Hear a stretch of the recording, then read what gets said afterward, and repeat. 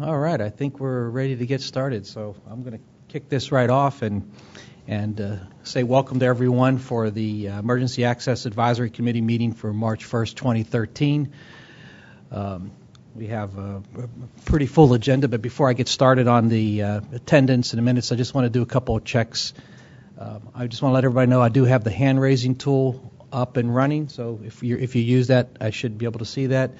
Can we have somebody just do a quick check to make sure we have the conference bridge open and that you can hear me? This is Jean-Paul Imard from Addis. Yes, I can hear you. Okay. I think that's working, and the captioning services and all that are working okay.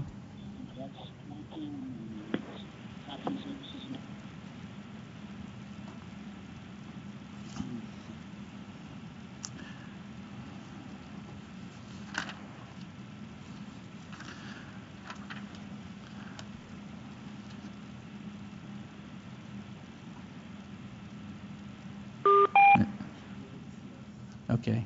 So it looks like we're really ready to go. So just to kick this off a little bit, I know Richard and I are in now new seats here today. So thanks for the change. So if I miss anybody raising their hand, there's a lot of looking left and right. So we'll try to do the best we can with that.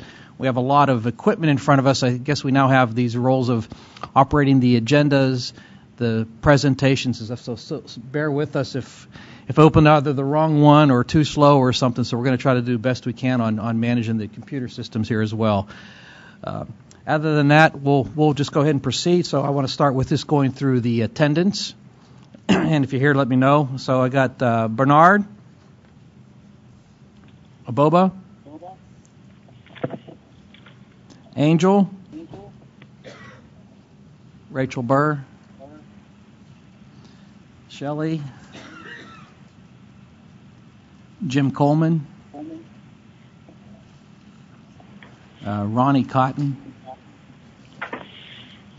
Brian Daly. Brian's here. All right. Tony Dunn. Yes, I'm here. Tony, I'm here. David Zumba. John Paul. I think I heard you. I am on the phone. Okay. Sherry Farini.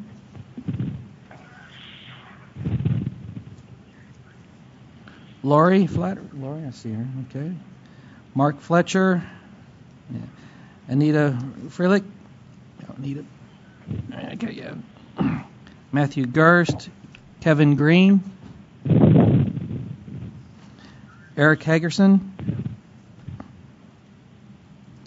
Gunnar. Yes, Gunnar is here Right. on the phone. Brian Joseph.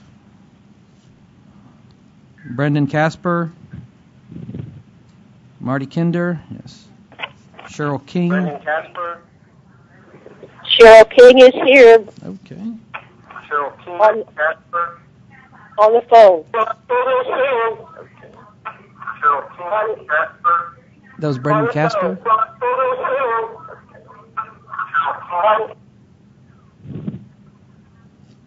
Okay. Rebecca Ledoux. Chris Littlewood. Joe Lucas.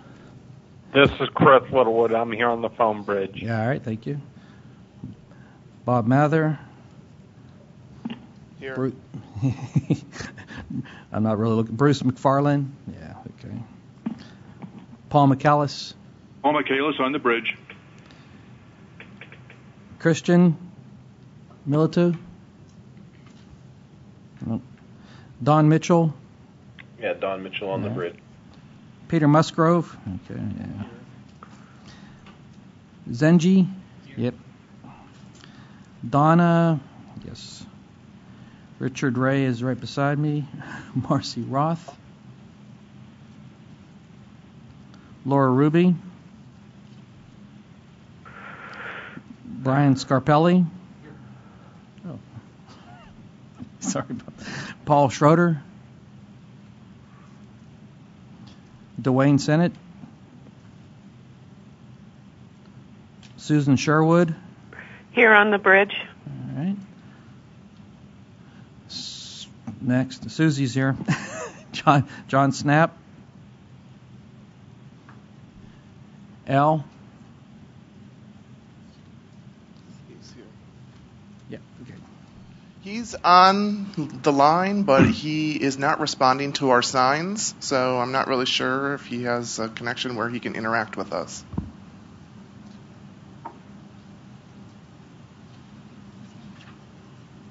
Okay. Richard's saying he is here. Okay. Karen Strauss?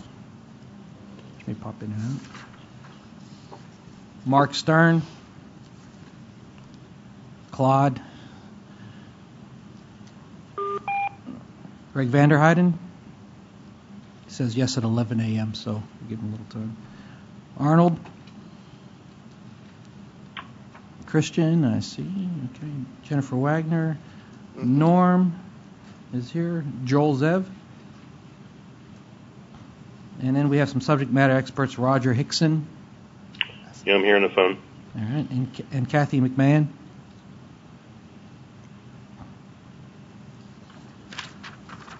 All right, thank you. All right, that's the attendance. The next item is something ringing. Okay, is consider to review and approve the minutes from the previous meeting. And the meeting minutes I have are from the January 11th, 2013. I don't know if there's any comments or questions on that, or. All right, I have a motion to approve the minutes. Lori, second. Bruce, okay. So the minutes are reviewed and approved.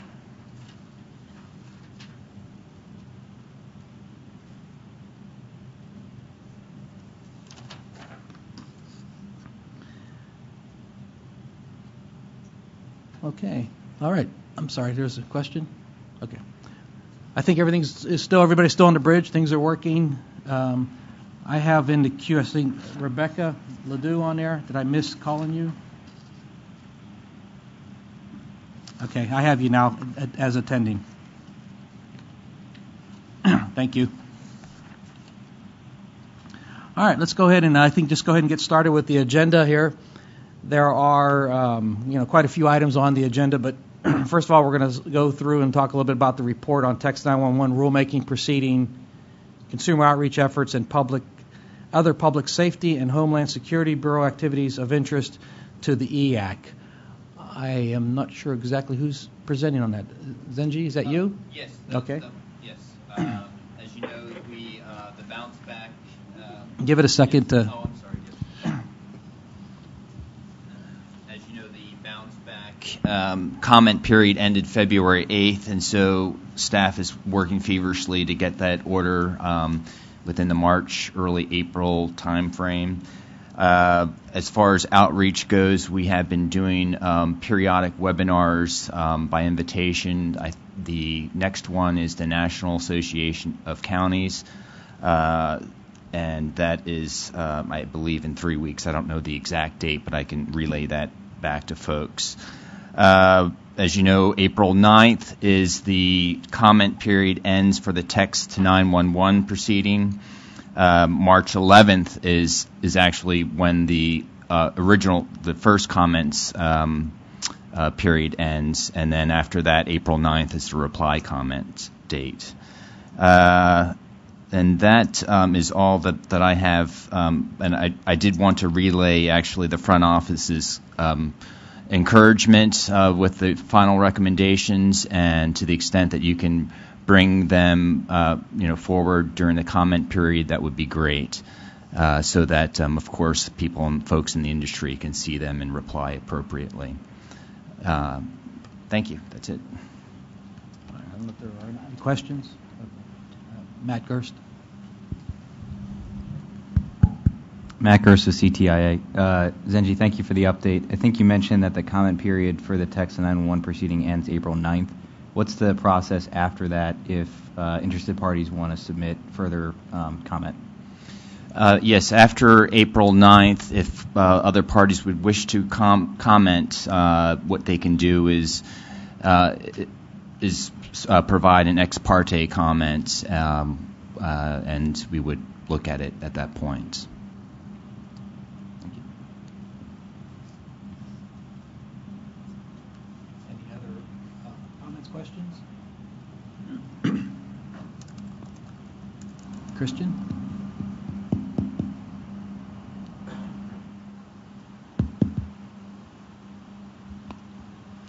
Hi, this is Christian speaking.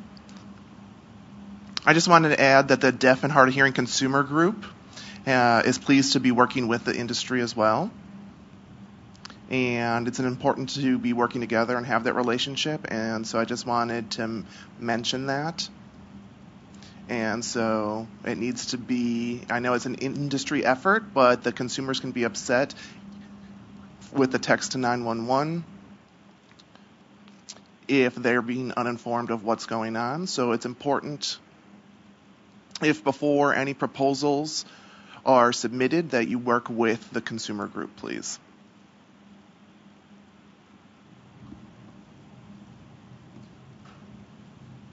All right. Thank you. I'm getting used to the new seat. I have to look a lot further left and right. All right. I'm going to turn this over now just for the next agenda item to Richard. This is Richard here, and I have the honor to introduce our special speaker this morning, who will be presenting an update on the federal funding opportunity under NTIA, and that's the award for the state and local implementation, establishing a grant program.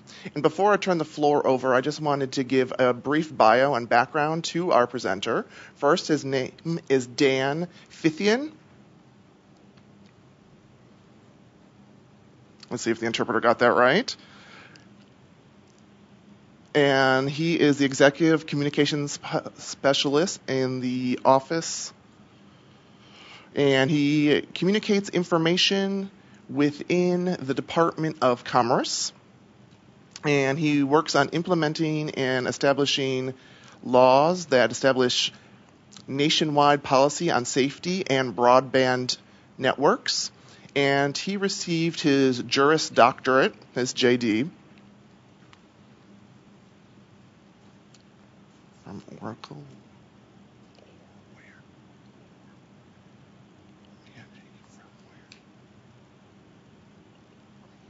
From Cornell University, and his master's degree in political science from Westminster College in ministry. So I'm happy he's here, and at this point I'd like to turn the floor over to him. I know he does have a short PowerPoint presentation he's going to be sharing with us. So at this point, the floor is yours, Dan. Excuse me, thank you. Actually, I have a very long PowerPoint presentation, but I've been gently reminded that I should keep it quite short. So whoever's going to be running the PowerPoint for me, we're going to do a very fast march through a lot of these slides. I will try and all right, which direction should I point it at? We'll try this out. So in any event, yes, Dan Fithian with the National Telecommunications and Information Administration at the Department of Commerce. I'm going to give you a quick overview of an important provision that was enacted in a much bigger bill, the Middle Class Tax Relief Act, a little more than a year ago. Those are provisions that established a nationwide public safety broadband network to really address a lot of the very historic problems with emergency communications. Public safety communications. So, all right, let's see. We're good. Basically, very briefly, this act is a radically different model for how this country is going to approach next generation public safety communications.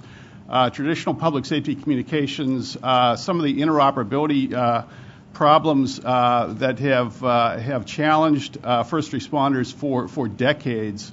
Result from the fact that it's a very stovepiped patchwork communications technology. Different bands of spectrum are used, different technologies are used, Each jurisdiction may establish their own network differently. You may have the police force in a jurisdiction on a different system from the fire department. You may have emergency medical services on a different system, or you may have a system that serves one community but doesn't interoperate well with the neighboring jurisdiction because of different bans, different technologies, different funding choices. Congress, a little more than a year ago, in response to really the public safety community coming together nationwide for the first time and saying we really need to do it differently.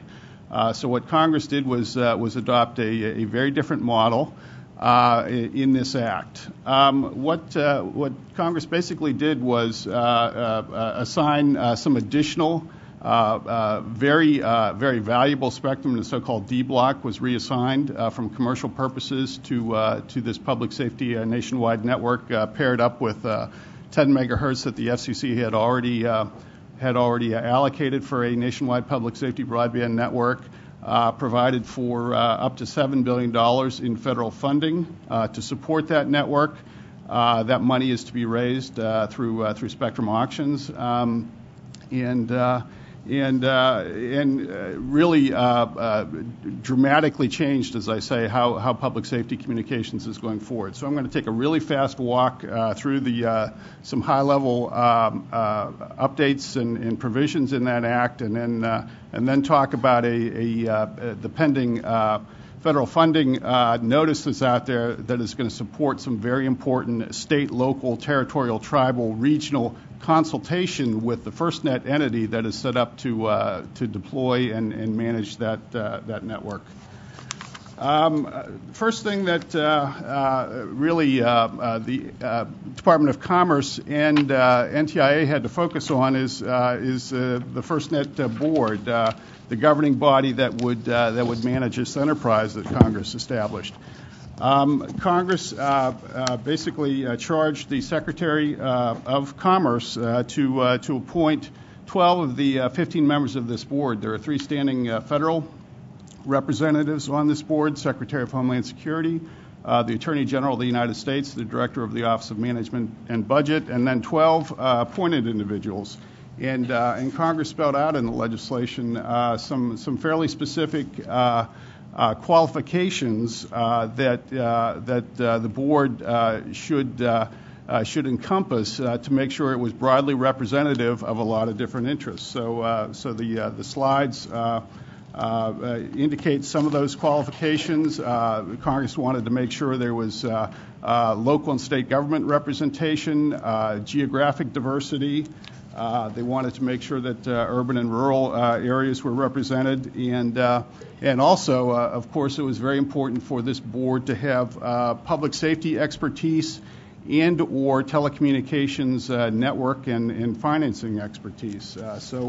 So a good bit of the initial months after the act was passed in February of last year was spent trying to find the members to be appointed to this board who had the right qualifications to take on this enterprise. This slide identifies who was appointed by the Secretary of Commerce in August of last year. Congress had set a deadline for that, and here's the initial appointed members of the board. And as you can see from who they are and their qualifications, it's a great board. It does represent sort of the diversity and expertise that all of us were looking for, and it really is a board that is eager to take on this challenge and frankly is up to it. I should stop here and say all of the information, again, I think I saw hard copies of the slide deck here. All of this information is available to you and much more on NTI's website. There's a special public safety tab on that site, and within the public safety section there is a lot of information on FIRSTNET. So anything I cover or anything I don't cover on these slides, you can certainly find more information on it on the NTI website.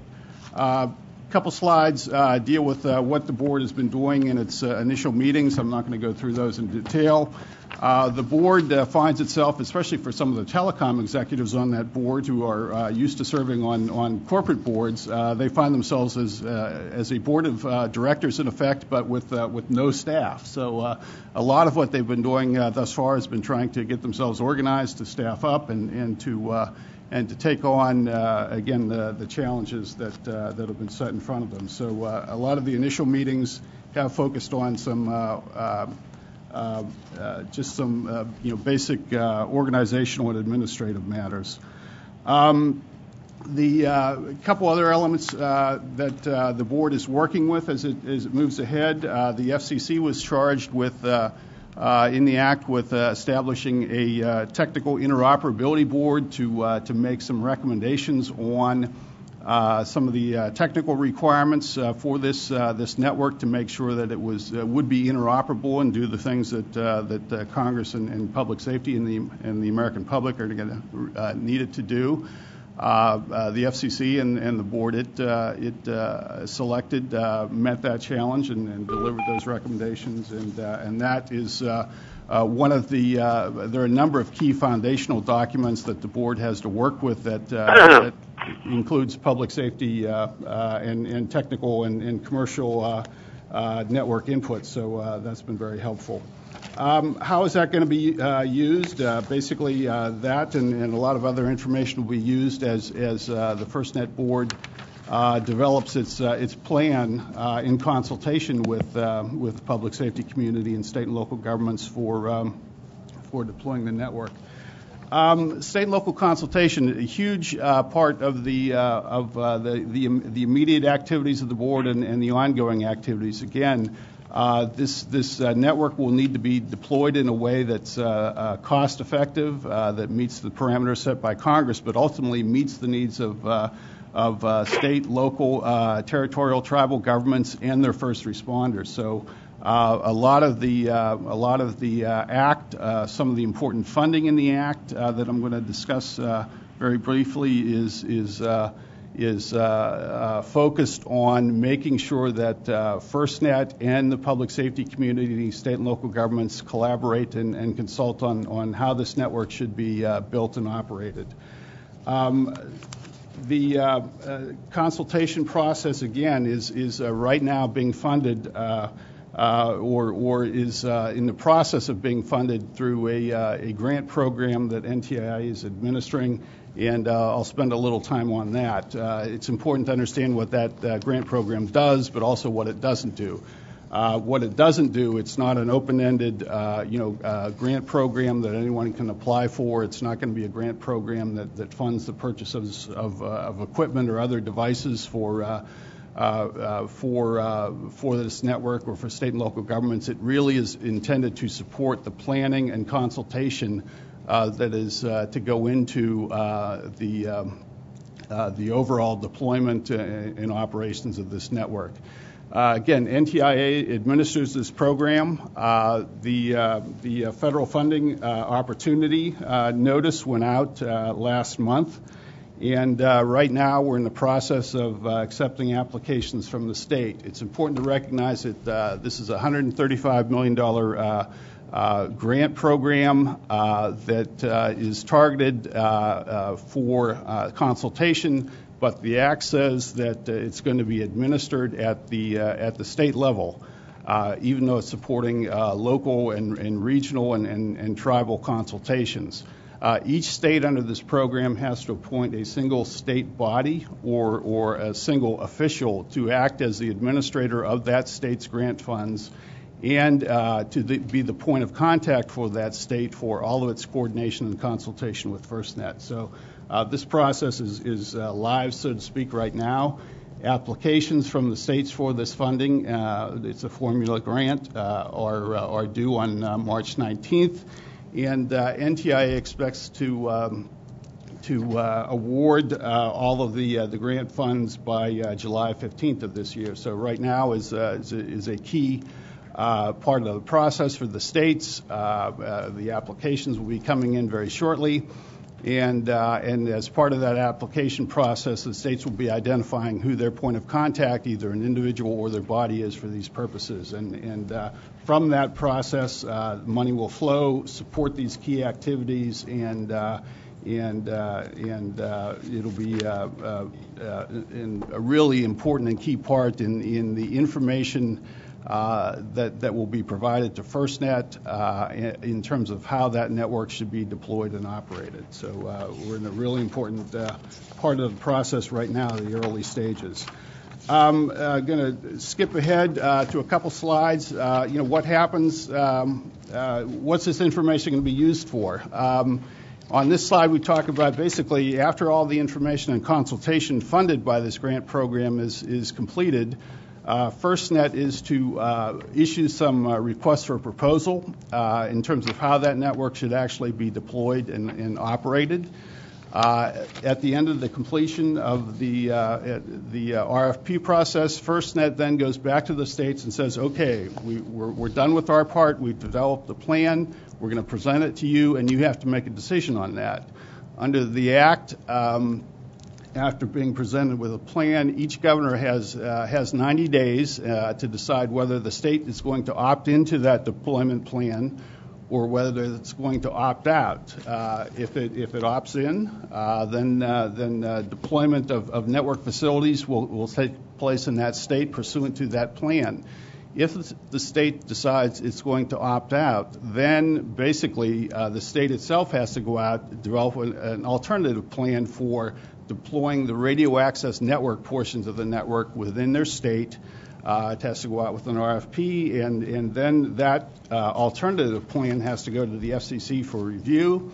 If the FCC approves it, then the state has to come to NTIA to apply for its lease of the FirstNet spectrum, and it can also apply for some construction grants that will be administered by NTIA. So right now we're in a multi-year process. The network itself is not going to be physically deployed for a number of months, maybe years, until this process runs its course. But it's as Congress recognized and as public safety knows, there's got to be a lot of collaboration and hard work between FirstNet and the public safety community to get this network deployed the way it should be done. So very quick run through. How's it funded? Again, the $7 billion available for network deployment through spectrum auctions. NTIA can borrow against that on behalf of FirstNet up to $2 billion for network deployment and also for these state and local implementation grants. The rest of that money, though, has to await some of the auctions that will be conducted by the FCC, also authorized by the legislation.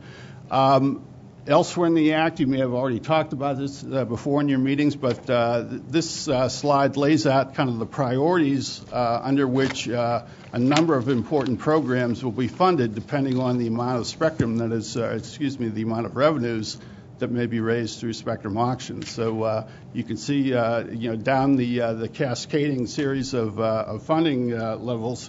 There's some additional funds that could be made available for some pretty important 911, E911, and next generation 911 activities. So not only will FirstNet and NTIA be, I think, watching the FCC auctions very intensely to see how they're doing, I think a lot of others here will be as well. So that is, as I say, a very, very fast, high-level run through the Act. I'm happy to take any of your questions at this point. So thank you for having me.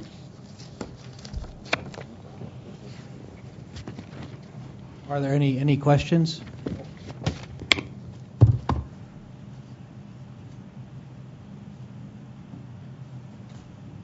You did go through that quickly, so I did. So again, the hard copies of the deck are available. Much more information is available on the website.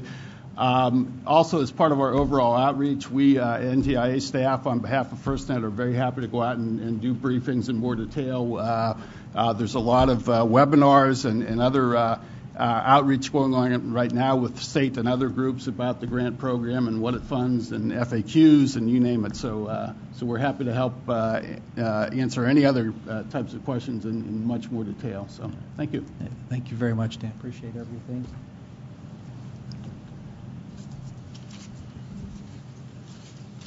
Okay, so let's take a deep breath and then let's move forward. So now we're going to go ahead and get started into the sort of these subcommittee reports, but I kind of want to just kind of set some objectives here before we get kind of into each of these discussions a little bit. And probably the first item I wanted to mention is I know Zenji mentioned the March 11th request for input into the text 911 rulemaking. And so just as we go through some of these, I think we just want to consider, are there some things here that we can bring forward to that point and make the March 11th initial submit? I think that's what your request was, to have something along those dates. So just trying to set some deadlines, but just kind of giving you a scope of some of the things as we go through some of the discussion. So that was March 11th would be kind of an ideal date for some of the input here. So I know Susie and a few people mentioned that. The second item is, I think we've talked a little bit here as co-chairs and stuff, a little bit as the multiple document submittals or one document submittal, and we talked a little bit again about that this morning, and our idea would be to have one document, but I have to defer to Richard on one question, is that do we have authors that have editors who have signed up for that? And I know you've reached out to a couple of people. I do not know the answer.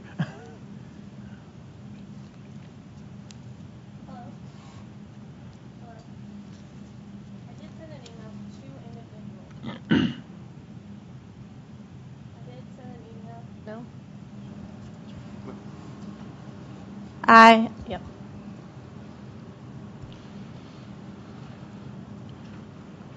So regards to the comment and the comments, I did send them to 2 individuals who did a great job of editing. So there was a report that was submitted back on December 20th of 2011.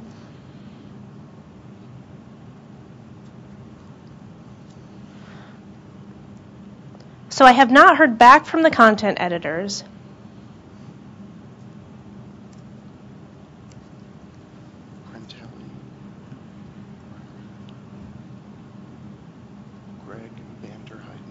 So Greg Vanderheiden is interested, and so I've been asking him to take this into consideration as being a content editor because I believe that he would do a great job.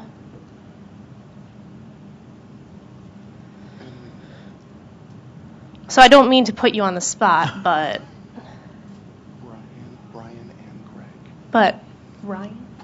Brian and Greg, I think, would do a great job.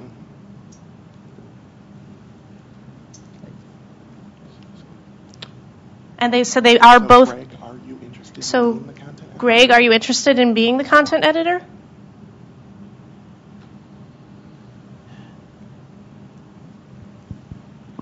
No, go ahead, Matt.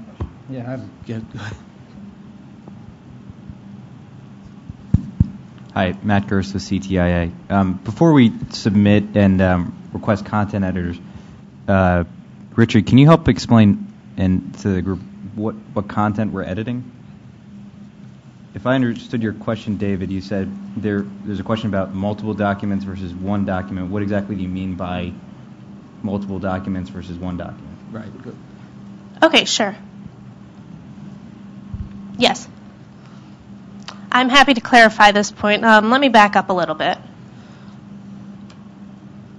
So we've had several discussions about the difference between each committee or group submitting different reports versus the idea of all of those reports being compiled into one singular report. So as we understand this, when we submitted the report in December of 2011, they requested that it be complete. They requested that it be complete. as one. So with that in mind, I feel that would be appropriate for us to, again, submit one report instead of several different reports. And so instead to compile all of those documents into one document. Because of the variety of writing styles in each of the different subcommittees, it really would be helpful to have two different content editors who could look over the reports from the various subcommittees and the different parts of this larger report and compile them into one report, and to read that over to make that into a final draft before we submit that in June of 2013 this year. I'm not sure if that helps to clarify the point that we've been discussing. So Matt Gross with CTI. That does help, Richard. Thank you very much. A follow-up question is, Zenji had mentioned that the FCC would like to see potentially the subcommittee reports by March 11th.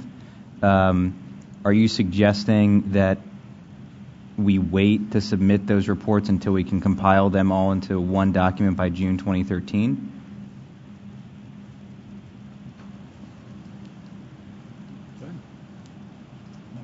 Okay, so there are 3 reports. There's the MCLS, Media Communication and Language Services, the TTY transition, and the text messaging to 911. So those are where we are focusing our discussion on, is on these 3 reports. And those will be submitted on or before March 11th for the committee to review. And those 3 areas are where we are focusing, and those could be compiled into one report that could then be submitted on June of 2013. So I think these are the 3 that I think we should focus on having on the initial date, and then the others could be done after that. Matt Gerst with CTI. I'm still a little bit unclear. So are we talking about submitting? To me, it seems like we would submit either this 3 separate reports into the record for the FCC's proceeding by March 11th, or we would compile all of the reports together and submit them in June 2013. It seems sort of duplicative to submit a report, then further edit it in order to be consistent in a full report and submit it at a later time. It just seems like that would be not only duplicative but confusing and could ultimately change some of the content to make it a holistic report. So I don't have an opinion either way, whether we go with the separate reports or a full report, but I think it's one or the other, I think. Is that correct?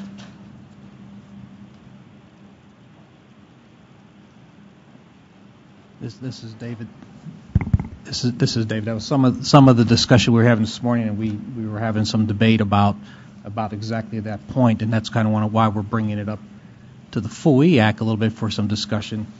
I don't know if there's a compromise in terms that are there some aspects of those 3 reports that can be submitted to by March 11th or by some point as input into the record, and then the balance of the areas of the document can be into the full document. I see what you're saying is that if we do something and then we start putting everything together, it can change. So what we submitted in March may change meaning as the editing goes along.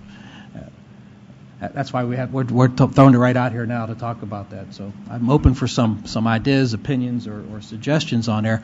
I probably like to ask Zenji if he has some comments, or even Susie if there's some real specific things that they really would like to see by March 11th, and so maybe there's even aspects of those reports that are very important for the March 11th submittal, and maybe we focus that. Yeah, permission to speak, Mr. Chair. Thank you. Yes, it would be helpful. I mean, just to understand the process, when we get the comments and they come in, it would be confusing if we receive comments and then later on we get another set of comments, whether it's a singular document that embellishes what was filed before or not, because it is a train that's moving forward, and we get the comments in, and we try not to confuse the public with having to reply to a different set of comments, especially if that reply comment is closed and another report comes in June. So to the best of the committee's ability, we would offer the guidance that it be submitted in 3 separate reports, substantively as you have it, but keeping in mind the March 11th time frame. Thank you. This is Roger Hickson. Can I comment here? Hey, go ahead, Roger. I was just going to call on you. Oh, thank you.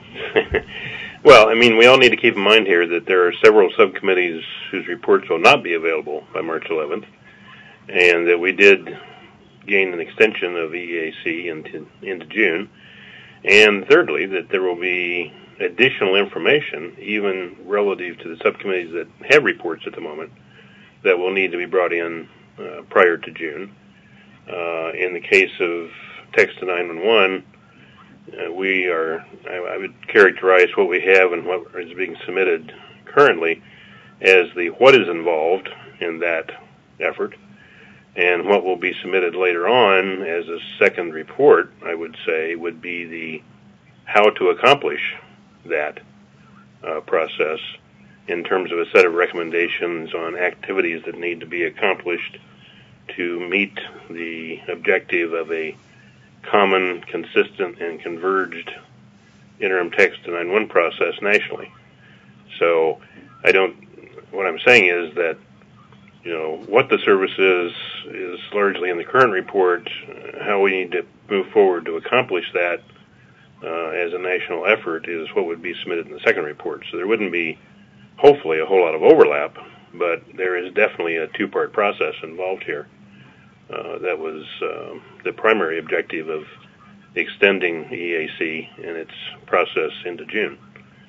So keep in mind that we're not talking about final reports per se here by March 11th, but rather partial information that will be expanded on in other ways later on. At least that's my view of what needs to happen. I think Subcommittee 1 is on that course. Thank you, Roger. I have Laurie and then Christian.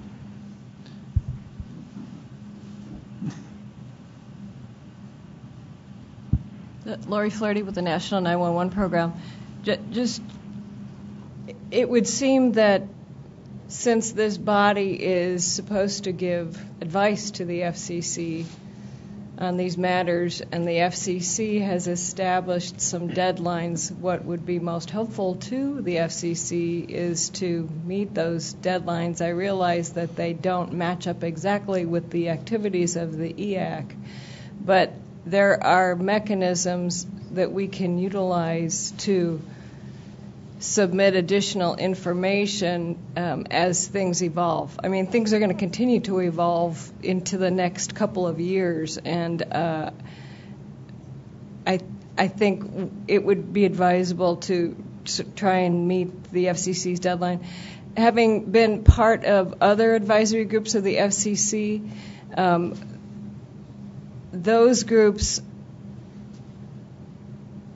submit reports completed by the subgroups, by the working groups, and those documents stand and they are posted on the FCC website. I don't see any reason why we couldn't do things the same way with this advisory group. It would seem an enormous undertaking to try and put, we have at least 7 subgroups together into one report and try and make it into a cohesive document, and I'm not sure that there's any reason to do that. That would provide additional valuable information to the FCC that isn't already in the separate report to the subgroup. Thank you, Laurie. Christian? Hi there, Christian here.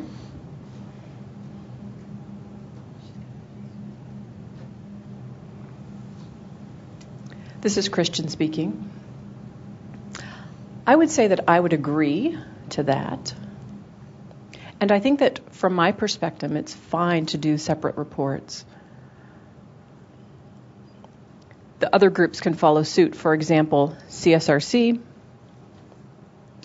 working group number 1, submitting that report, in November of 2011, and the committee approved it as such. And then the working group got additional responsibilities and were tasked with another report. So they added the information there too, resubmitted. That was March of 2012. And I haven't seen any reason why that can't be done in the same way when those revisions were done. And we mentioned the subcommittee number 1 and the work that they have been undergoing to meet this deadline. I think that we should post the current report as it stands onto the record with the understanding that we're going to continue to make addendums as the timeline approaches. And that's certainly what we had planned on as of January. And if you decide to change your minds and postpone the reports, that I frankly would not be as comfortable with that if that were to happen.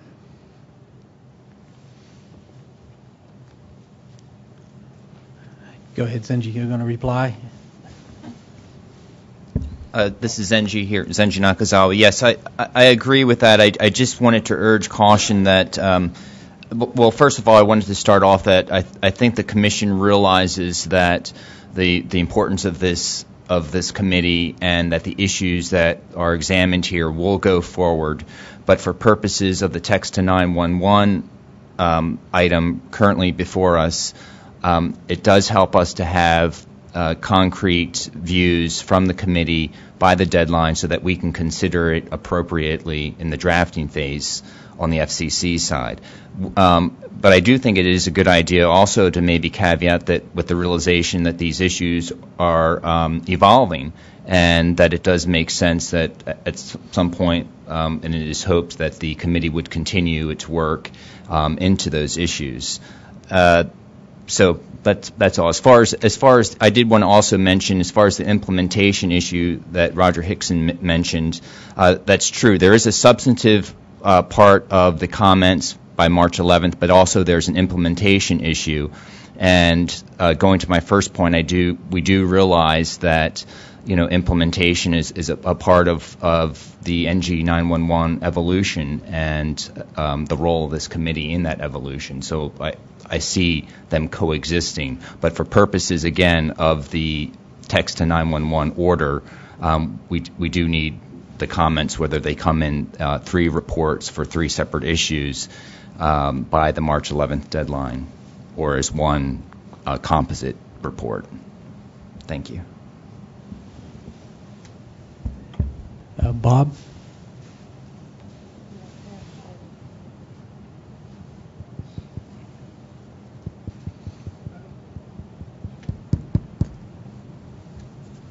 Bob Mather here from DOJ.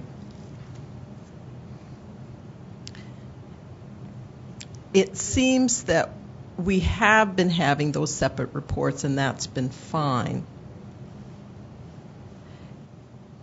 And we've been proposing adjustments to the report that we submitted in January 2012. So where is that report, and where are those changes? And have you moved ahead with adopting those changes for that report? Should we expect that there will be more changes to the report for the June publication? This is David. I'll attempt to answer that. I absolutely believe there will be changes as we go forward through June on various areas. I don't know if anybody disagrees. Maybe Matt? Well, I just want to clarify what you mean by changes. If you mean by changing the reports which we're looking at today substantively, because we spent a lot of time working on those, so I just want to... Yeah, I think that's kind of what I want to get back to on that subject, and it seems that there is, and I'm going to interpret the idea that there is some agreement that there could be multiple reports, and so we can send the reports in sections. So the question is what do we submit in by March that as an EAC we agree to? What are the areas after the March 11th date that will require additional input or changes or whatever the issues need to be resolved. So are you saying that what we submit by March 11th, then we don't change after that and we work on other aspects of the reports?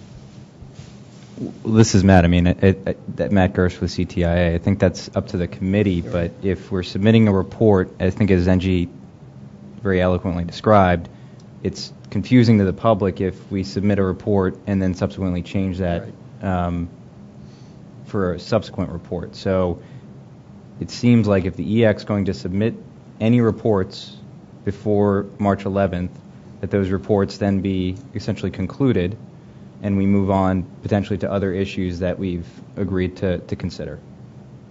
So there aren't any new changes. There would be new content, new issues that we're creating. Okay.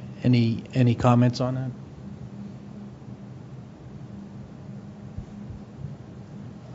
Okay. So just to recap, the idea is that if we go through the reports and we have a submittal by March, that is the conclusion of that report for that section.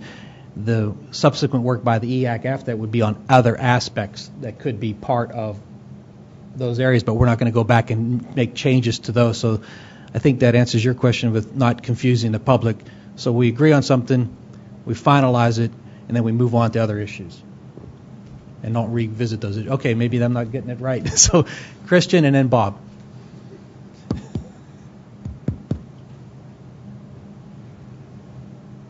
Christian speaking. Yeah, I would like to clarify what you intend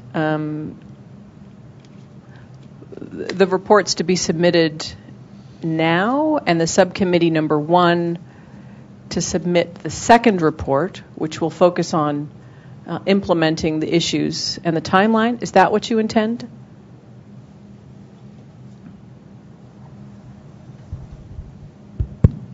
Well, this is Matt Gerst with CTIA. I think that's up to the committee. I think, as I understood, what we're doing today is considering 3 potential reports that could be submitted for approval of the EAC to then be submitted into the record. What the committee decides to do after that is, something that we would have to discuss, obviously. There were certain items that were noted in at least a few of the reports that could require further consideration by the committee, but those are things that, I think we have to have a discussion about going forward.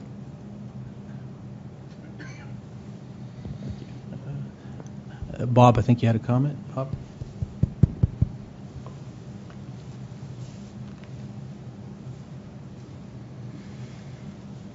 Bob Mather here. I wanted to clarify about our DOJ proposed changes that we had sent you last week.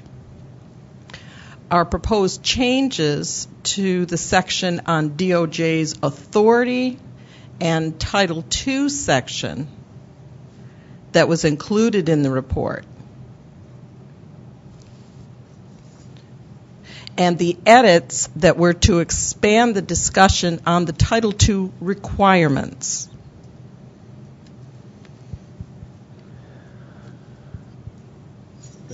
Matt Gerst with CTIA. Brian Daly or Greg, correct me if I'm wrong, but I believe those edits were accepted into the current version, which is up for consideration at this current meeting.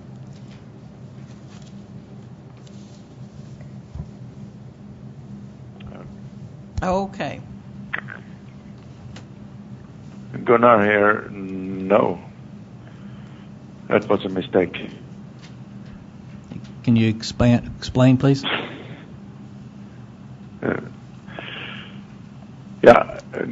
Gunnar Hellström here. I think it was a misunderstanding. We talked during our TTY report meeting about Bob Mather's comments as if they were going into the TTY report, but that was not the case. They were clearly comments going into the original 2011 report, and that is not up for any re-editing in this meeting, right? I don't recall that. Okay.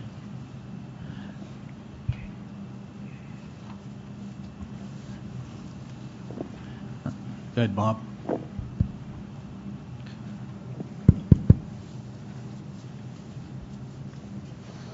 I wanted to clarify that my proposed changes have nothing to do with the transition report, but with the original report. I think the question is how we proceed from those proposed changes in the original report. And I'm sure that there were more edits to that report, perhaps last month. So how will we be handling those issues of edits to the original report for the subsequent changes?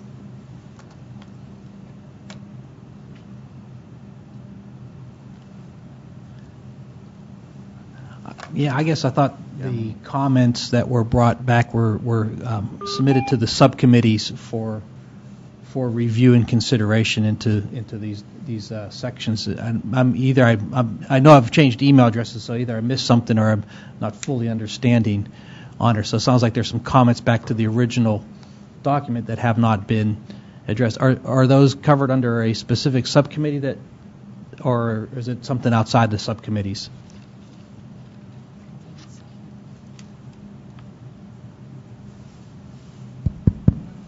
Bob Mather here. That's outside of the subcommittees.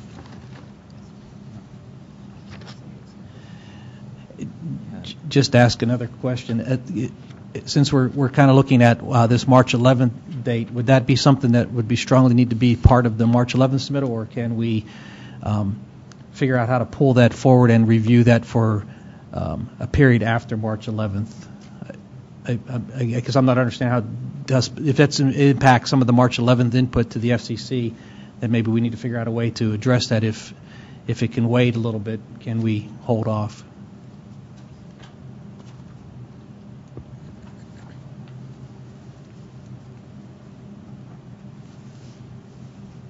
Bob Mather here.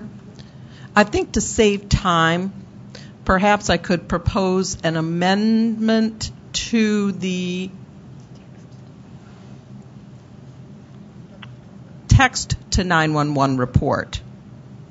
So that's an amendment to the appendix, and so that's what I would like to propose, if no one objects. Any questions on that? Well, this is Matt Gerst with CTIA. Again, I believe Bob, you did submit edits to the section in the text 911 report that described DOJ's authority over Title II of the ADA. Is that correct? Yes. Okay. If that's what you're talking about, and those edits have been accepted into the Subcommittee 1 Text to 911 report. Am I incorrect in that? Anybody else on the subcommittee, correct me if I'm wrong, but I believe those edits were accepted.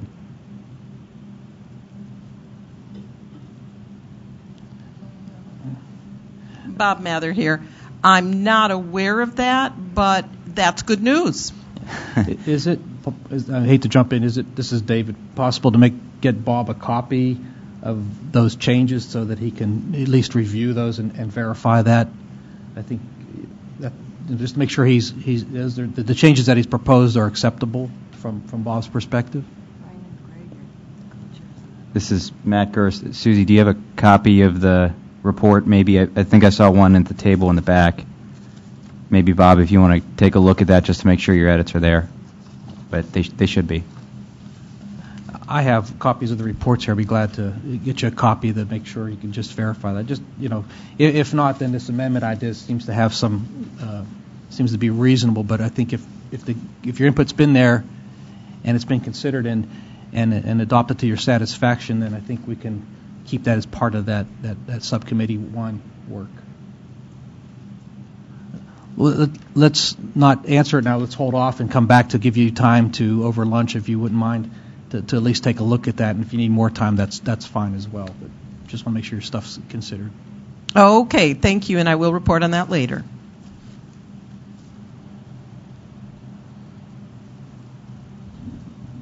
So I'm just writing an action to come back to Bob later.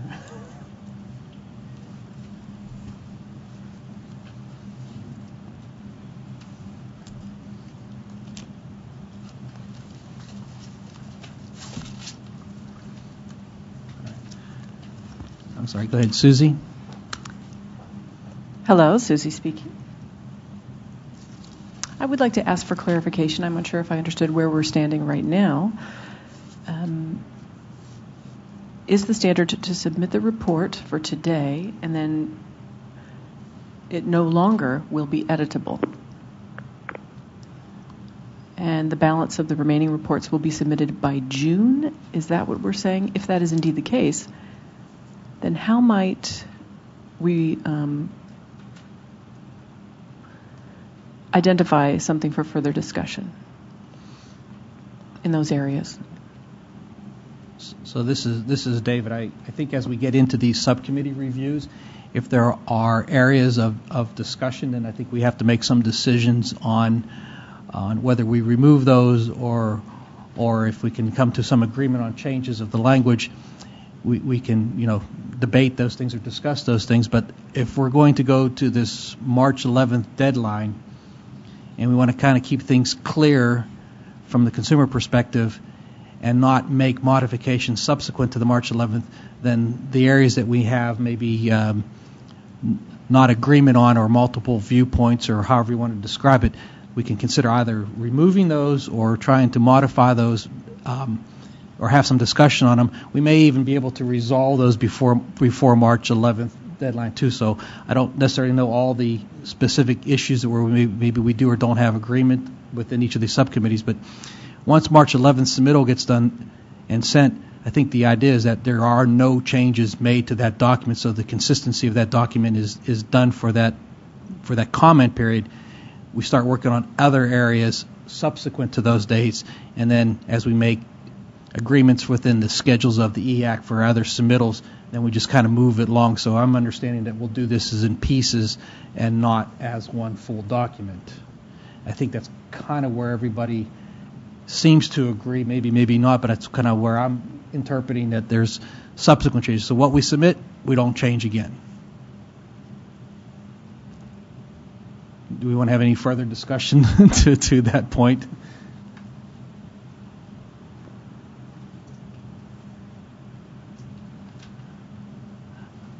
I'll write this up over lunch so we kind of have this as part of the minutes, as I think we just need to come back to this in case we have some questions. Okay. All right, so we are moving right along. I think that was good. I don't know if there's any other discussions. Again, if you have some things you want to discuss as the day goes along, we haven't finished everything up, but so I think what I'd like to do is kind of get going or started at least one subcommittee, but I think Matt has a question. Go ahead, Matt. Sorry. That's okay. Matt Gross, CTI. What's the process we're going to be using to review these documents?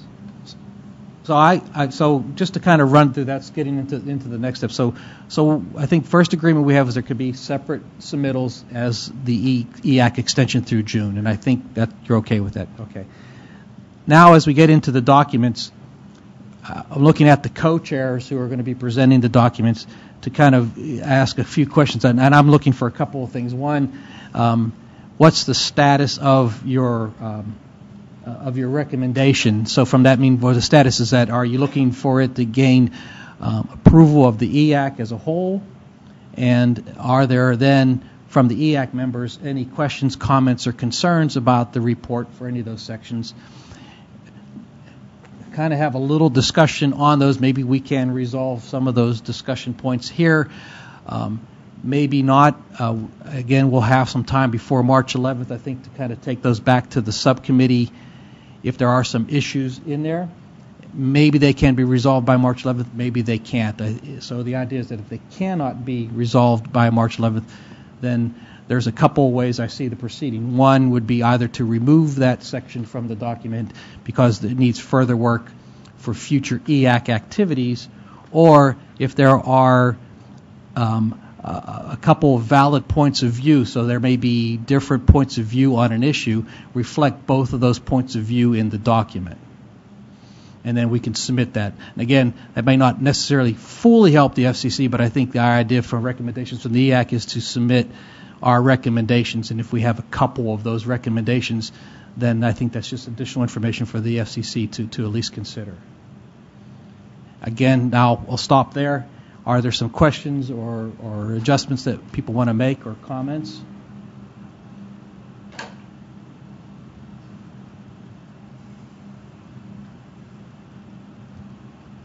I did that the first time. I'm surprised. Okay. All right. Thank you very much. So I think now we want to, if we can probably before lunch, do Subcommittee 1. And I believe it's Greg Vanderheiden and Brian Daly that are presenting on that area. I don't know if both of them are here or at least one of them. So Greg or Brian, I'd like to turn this over to you. We have the report here.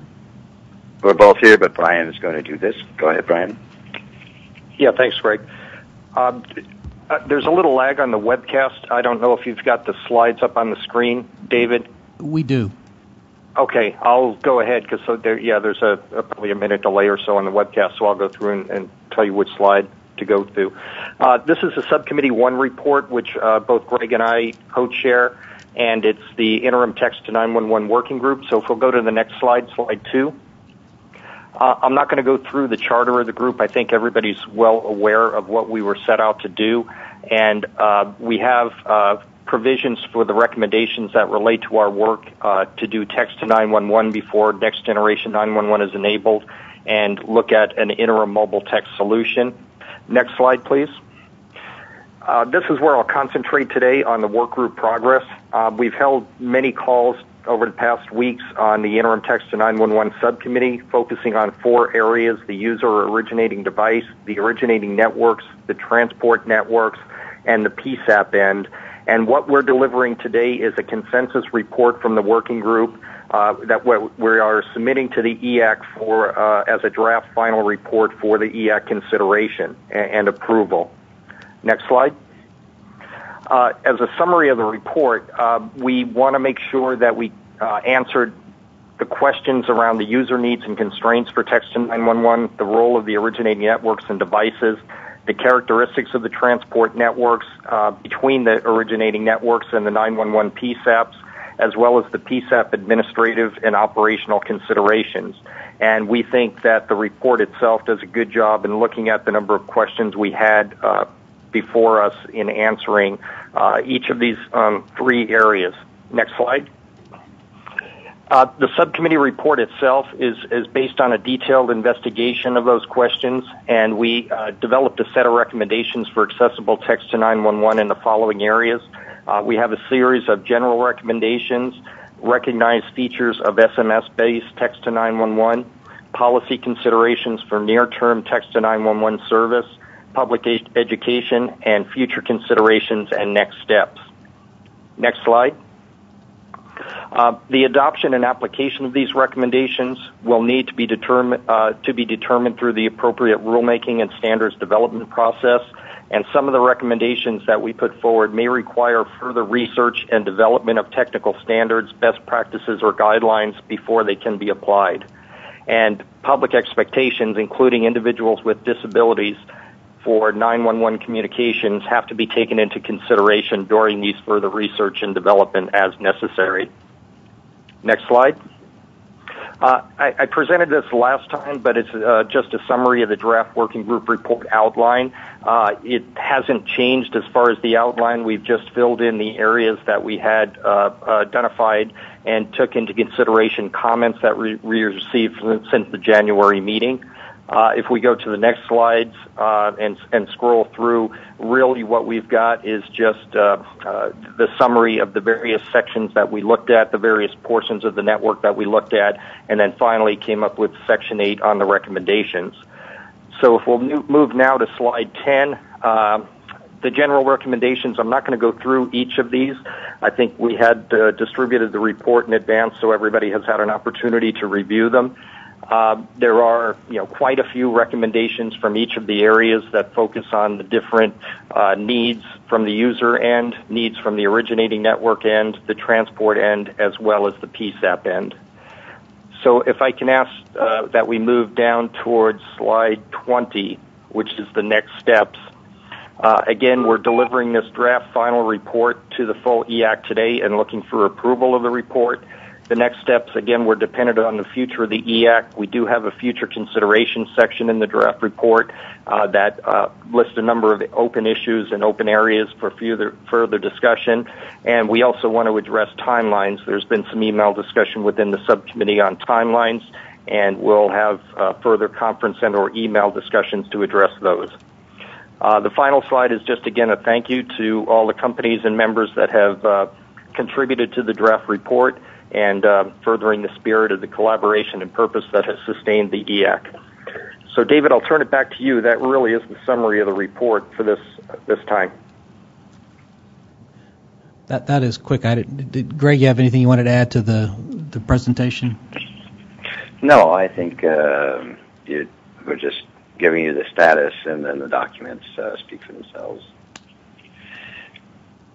All right, thank you. I think so. I think really I just have a couple of questions. One to the EAC as a whole. Has everyone had an opportunity to review the report?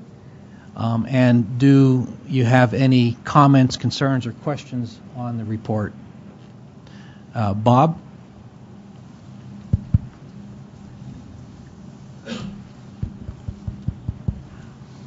Bob Mather from DOJ here.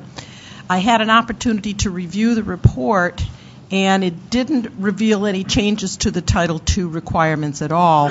So I would like to propose an amended D, as in David, on DOJ's authority, as well as two requirements. The Title II requirements impose two separate requirements, one for PSAPs and one that PSAPs must require that the PSAPs use TTYs, and that is 35.161. The second requirement, which is not included in the report, is 35.162A. That requires that the public entities provide TTYs or equivalent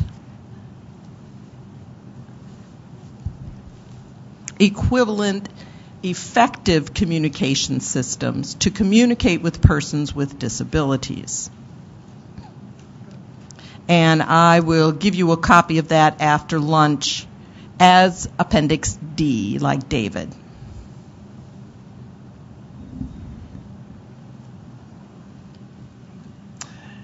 Christian?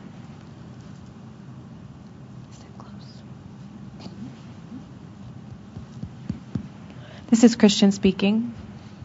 So now I actually have a question about the process. It seems that the Department of Justice is proposing to submit Appendix D, and there may be some controversy about that. So I guess the question is, how do we proceed if we need to resolve those issues and submit a final report by March 11th? This is David. I'm understanding from Bob that he's going to submit the proposed changes. I believe that has to go to the subcommittee for review.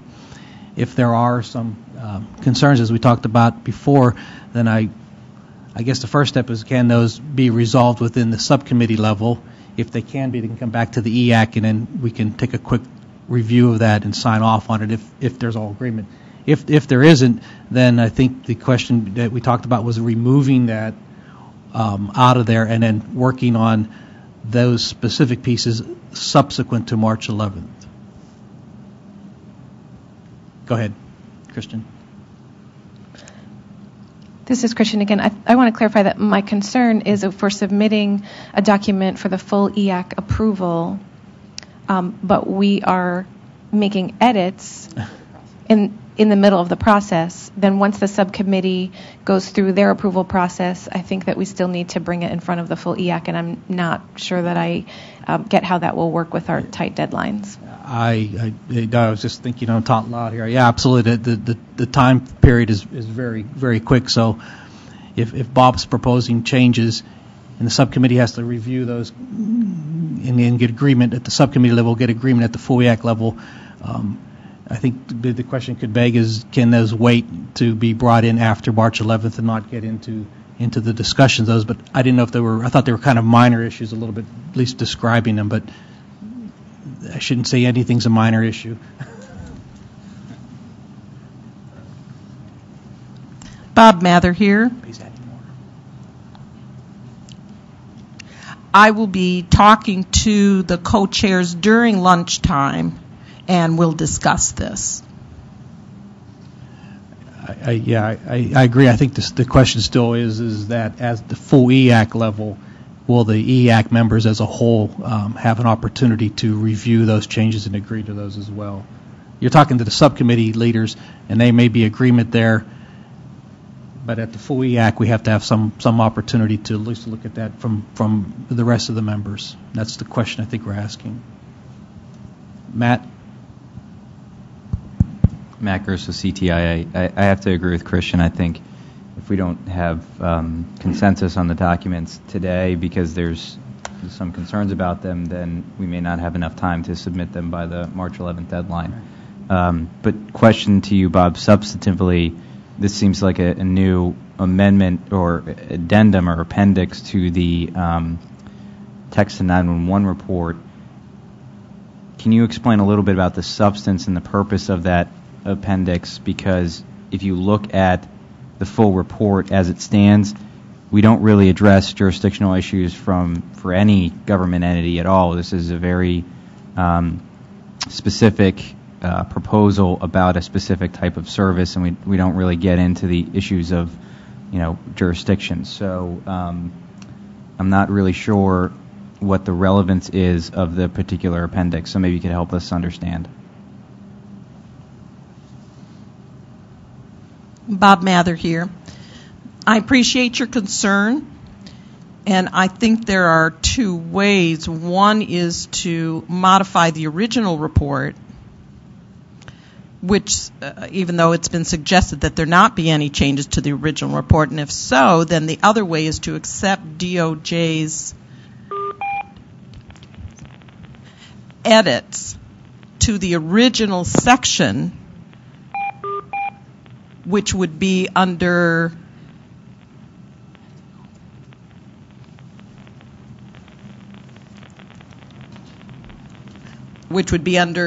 the Appendix D. So there's really two ways, and I think we need to figure out how we can incorporate DOJ's edits to the original report, because the original report addressed Title II's requirements for direct access, and it did not mention that there was another Title II requirement to provide equivalent effective telecommunication systems under 35.162A.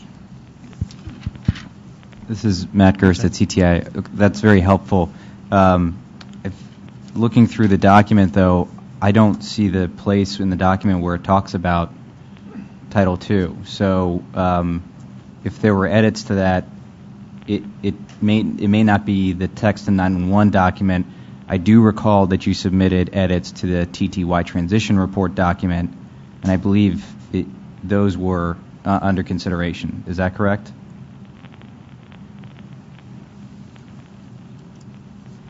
Bob Mather here.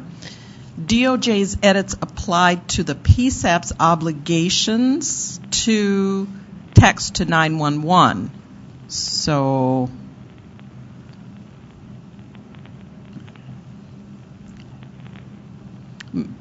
perhaps we should hold for this discussion during lunchtime to figure that out.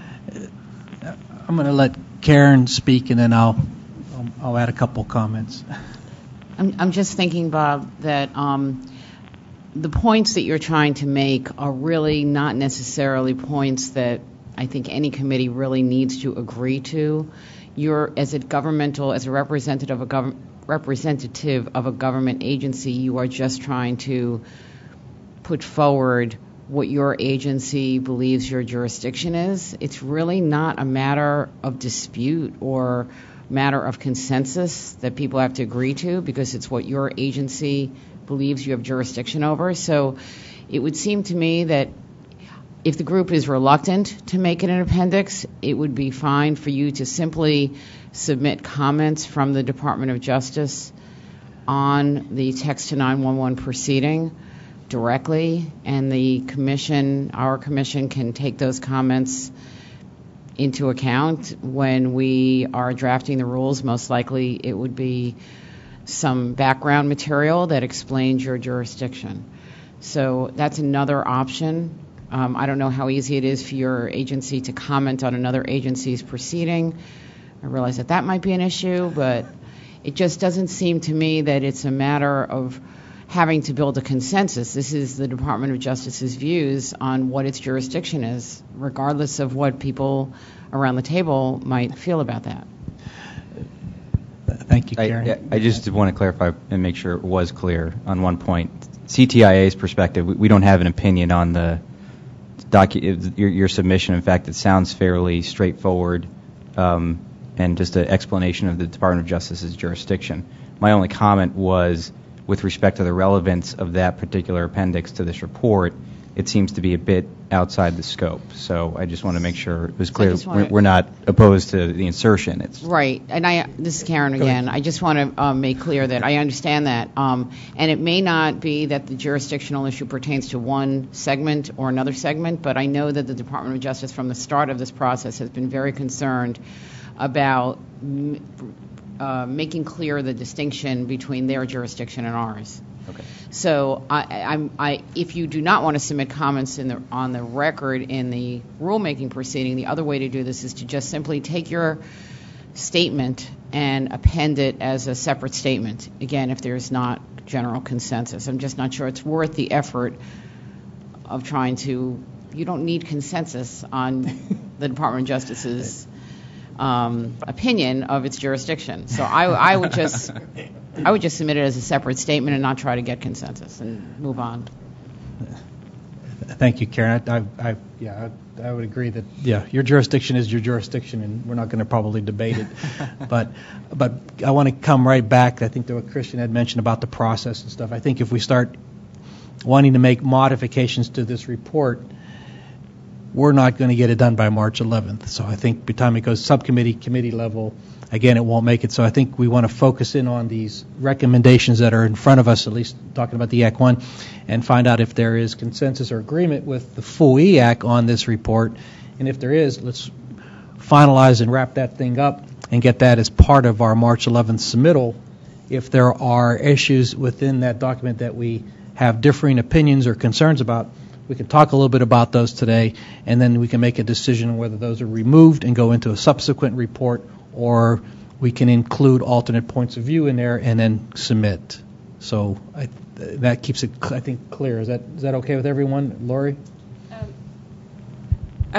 Lori Flaherty, National 911 Program. Just a question then to the co-chairs of this report, and I don't have issue with any of the recommendations, but there was a comment made that there were still issues related to timelines, and that a conference call would be set up to address that.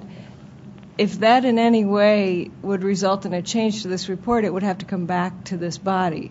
So I don't know how the working group wants to address that issue, but I don't know what it involved, but it sort of, showed up as a red flag in the middle of the report. Like everything else seems pretty clear. All the recommendations are there for all of us. We've all seen them, but then there was this other issue that came up. So if you could give us a little bit more information on that and the intent of the working group, we would know whether or not this report is actually ready for our vote and our approval.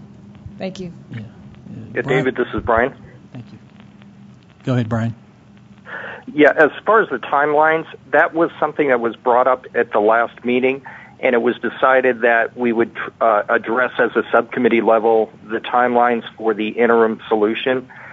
We were not able to complete the timelines for this report, but it would not impact what this report contains, the recommendations of this report. We were looking at the timelines as being something that would be subsequent to this report, maybe as an appendix or an annex or something like that. I don't believe we as a committee can get it done by March 11th. So what I would suggest, based on Lori's comments, is that we complete the report, approve the report for the March 11th consolidation, and then the timelines would be delivered as a separate deliverable. Okay, this is David. That sounds quite reasonable. I think that goes right to the point. Anything we want to add probably won't make it by March 11th. So if there's agreement to leave that out and add that information subsequent to the March 11th date, I'm using that date as just the date, so don't hold me to that. But then we would leave that out. That would be taken on by the subcommittees for subsequent reporting. That's what you're saying then? It will not be this report, but it will go in subsequently. Okay. Any comments or questions or concerns about that? Christian?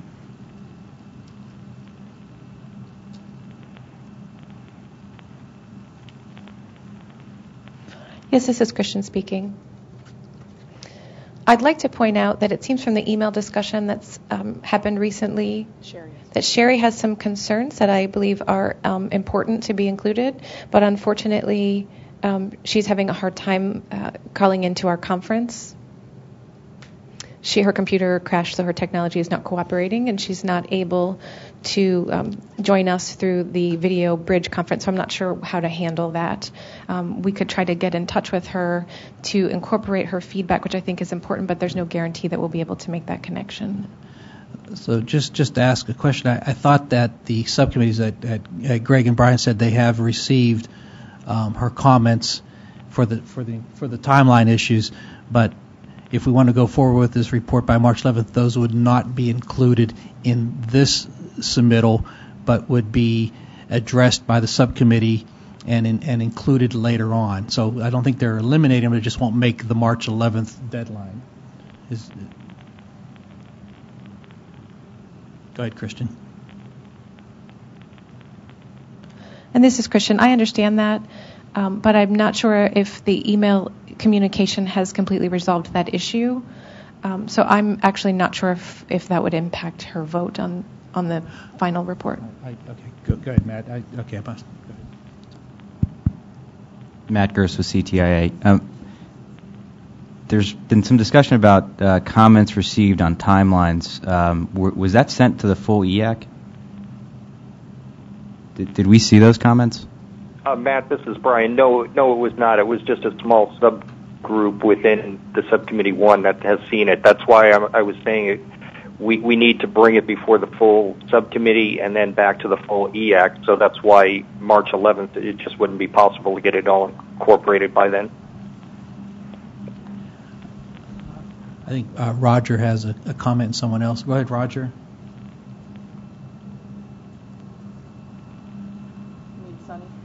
Well, I see Roger and Sonny. So I think I saw Roger's name, then Roger and then Sonny, please. Okay. I want to point out that it's Roger Hickson. Maybe my speaker volume down here. I want to point out that the last recommendation in the current report speaks to the fact that there needs to be work done on activity definition for purposes of further detailed development and implementation and timelines associated with that, and that's what we would be doing in Subcommittee 1 going forward. So it's not that there's not reference to that in the current report. There just aren't specific milestone dates and timelines yet, because that requires some specific work on what all the activities are to actually prepare for and deploy interim text. So there's a reference there. In my opinion, Sherry's timelines are milestone type things, and she put some generalized dates on those things, which may or may not turn out to be the right dates when we get into the details of it. So there is reference to this as part of the ongoing next steps of developing activity definitions for the various stakeholders to implement this overall, and what the timelines for that would be. So that's the essence of a second report on this matter out of Subcommittee 1, in my opinion. Okay.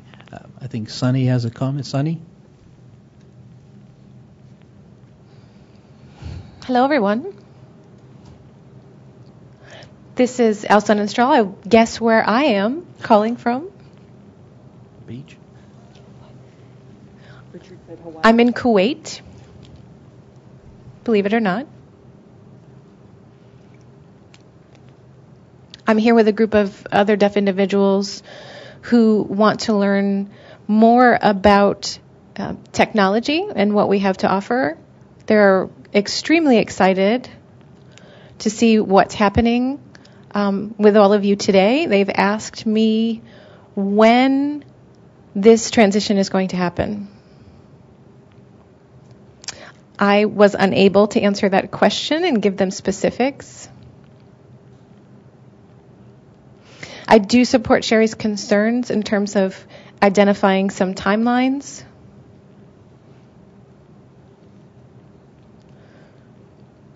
I'm not sure if we realize what a significant impact the EAC has, not only in the United States, but really worldwide, especially in the Middle East.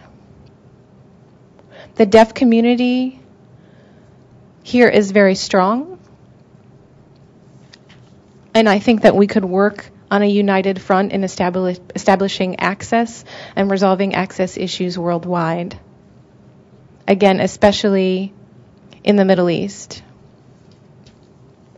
And I think we could show members of the public that this is another means of reaching peaceful relationship and peaceful working relationship by establishing these timelines and being able to implement these technology access.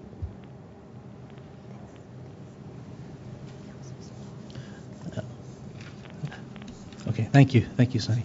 So coming right back to this discussion on the timeline discussion, I just want to make sure I understand from the subcommittee co-chairs that this issue is part of your work subsequent to this submittal. Is that correct?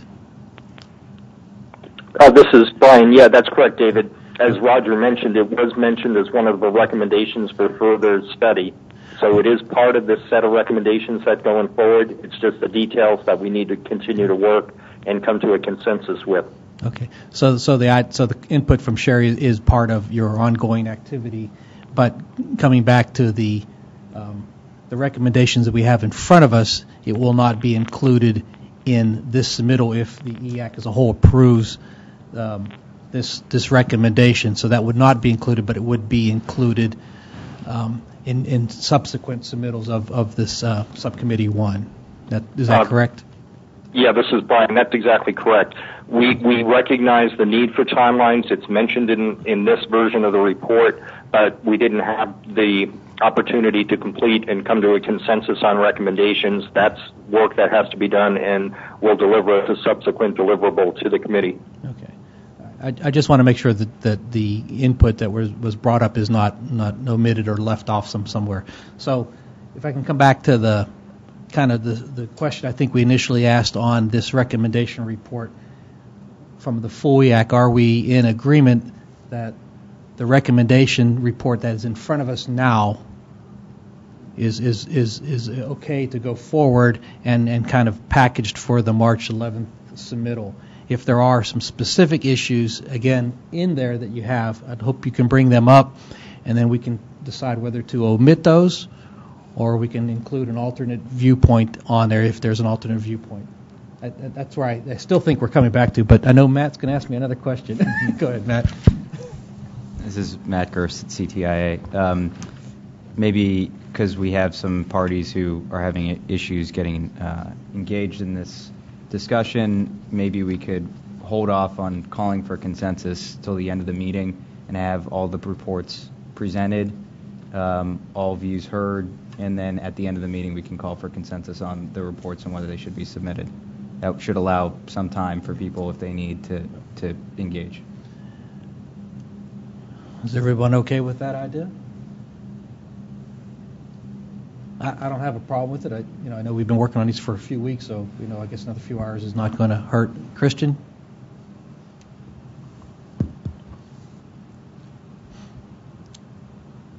Christian speaking.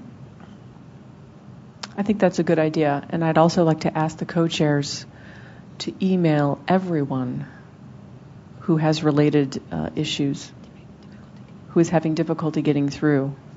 Sherry, for example, we need to look over her comments in email.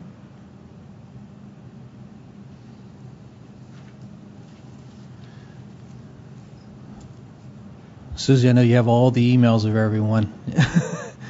If you want to send something out today, we're going to ask for a tight turnaround, though. If you get an email, you only have a couple of hours to get back. So I think my input really was to make sure that any comments that were coming out were not removed or eliminated, but they were a part of the subcommittee work or some activity that would go forward. So we have that included. But we know that we're not going to make changes to this document. So I think it comes down to the point was, if there's really strong concerns on it, we're going to have to decide whether we do not submit this March 11th if we can't come into some agreement or some areas in there. So I'm hopeful that the areas that we have some concern can be addressed subsequent to this submittal. And we don't want to lose any of those comments, but we want to make sure they're addressed at least some point. But we can send an email out on this at the lunch break for all three of these groups, see if there's any feedback email wise. Do you mind sending that out?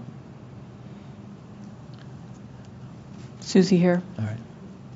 I would be happy to do so. During lunch, point of clarification, however, do you wish them to indicate their consent through email as well? If they're not able to connect?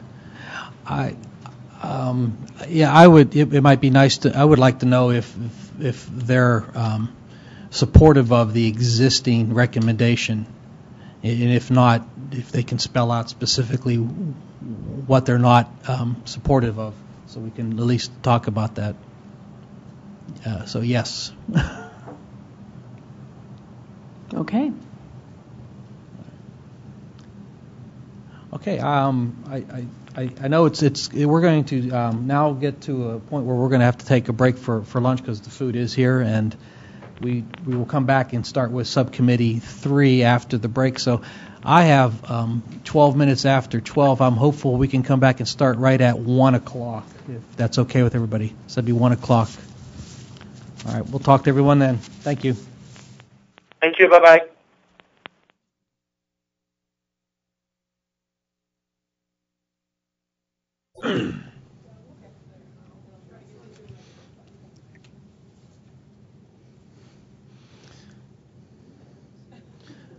All right, I have a few minutes after 1. Let's go ahead and start pulling everyone together.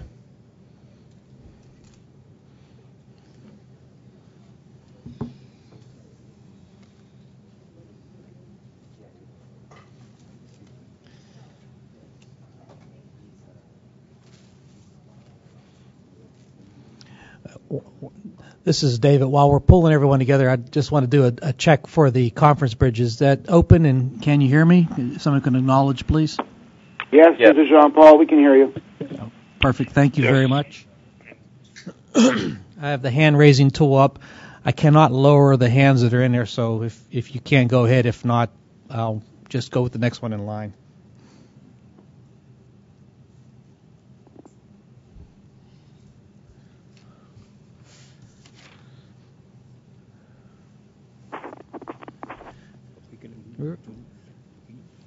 Yeah, I'm going to acknowledge this.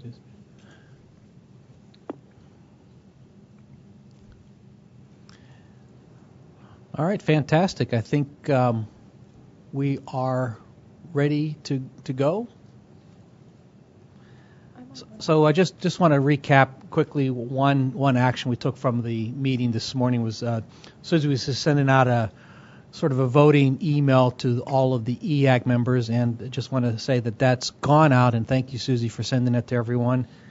We're going to come back to the subcommittee reports at the end of the day here, and make some decisions on whether we're ready to proceed to approving these and getting them ready for the March submittal, or if we have some outstanding issues and stuff. But so moving forward, I'd like to go ahead and get started with Subcommittee number 3, dealing with the media communication line services, and that's Donna and Chris. If you're ready, then I'd like to turn it over to you to proceed. Donna?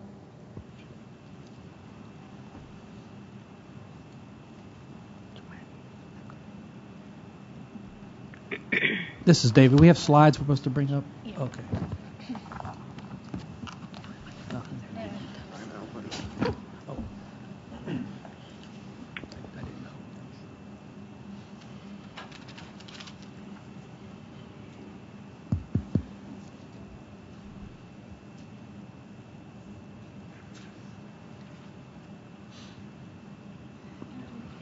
Hey, hi everyone, this is Donna. I want to make sure that Chris is also on the line. I know that he was going to be offline for a short time, so Chris, are you with us?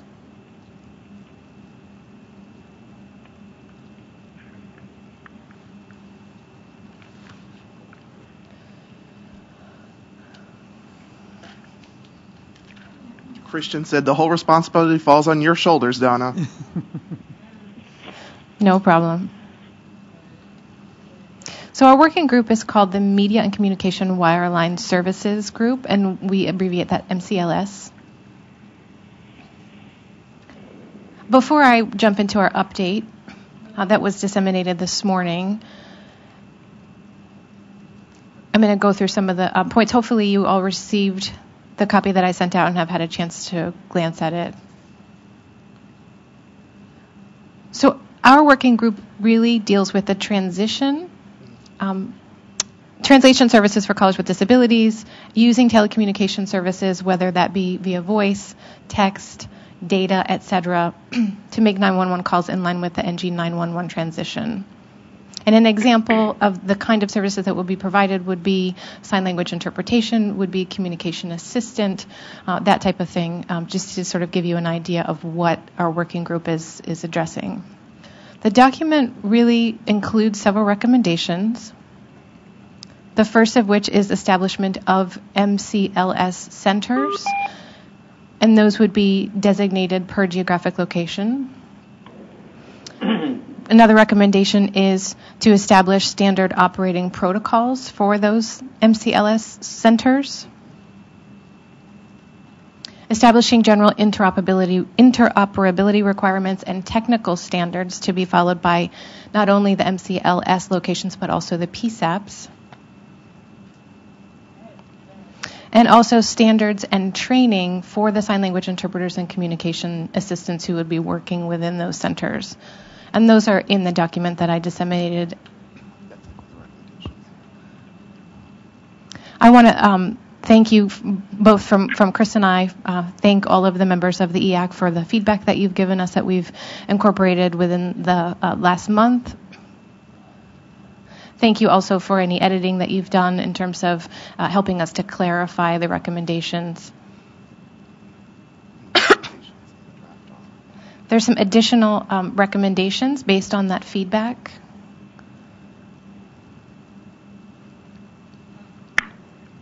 This is in preparing the MCLS for transition to the NG 911 environment. And those additional recommendations that would help with that transition are for the FCC to work closely with the Department of Justice, as well as the Department of Transportation, and any other appropriate federal agencies so that they can take appropriate steps to expedite that transition in terms of regulatory changes that would need to be adopted per the recommended solutions that we've incorporated into our document. The second additional recommendation is the requirement of current VRS providers and also IP relay service providers to modify their service platforms to be compatible with SIP and I3 technologies. So those are the two additional recommendations that came from the feedback. I distributed a draft to the working group, and we've received some additional comments, and I've listed those comments for your review as well.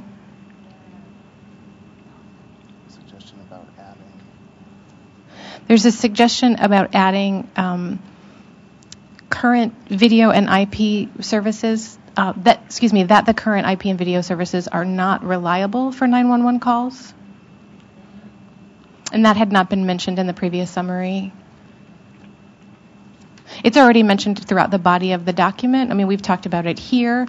I don't know that it's something that needs to be added per se to the summary, because it does exist in the beginning of the report itself. We also received comments regarding our title. The first piece of feedback was to add pre-NG 911 services to the title, and current 911 services as well. You'll see the title at the top of the document that was distributed.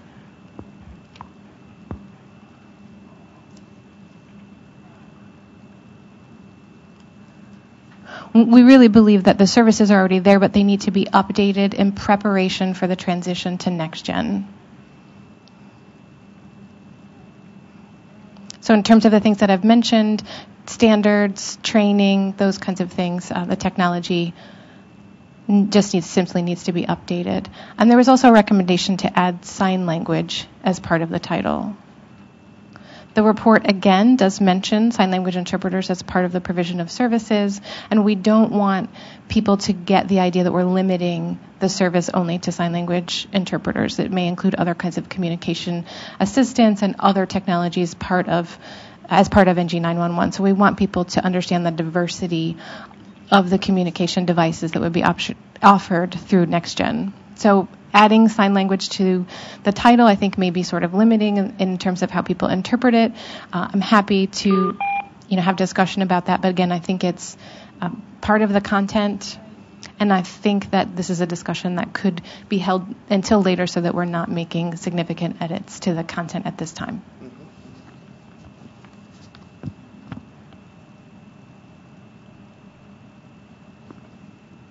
Okay. Are there any comments or questions?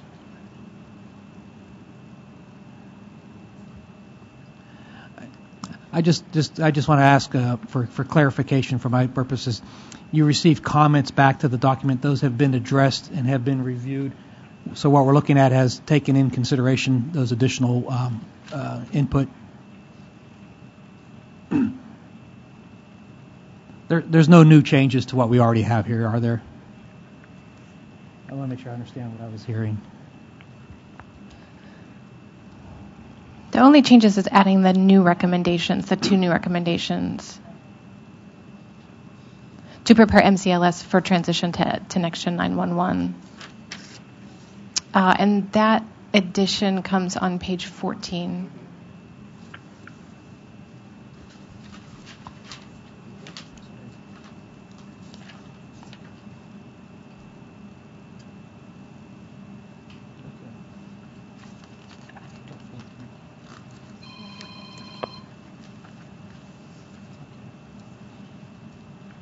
Heard a phone.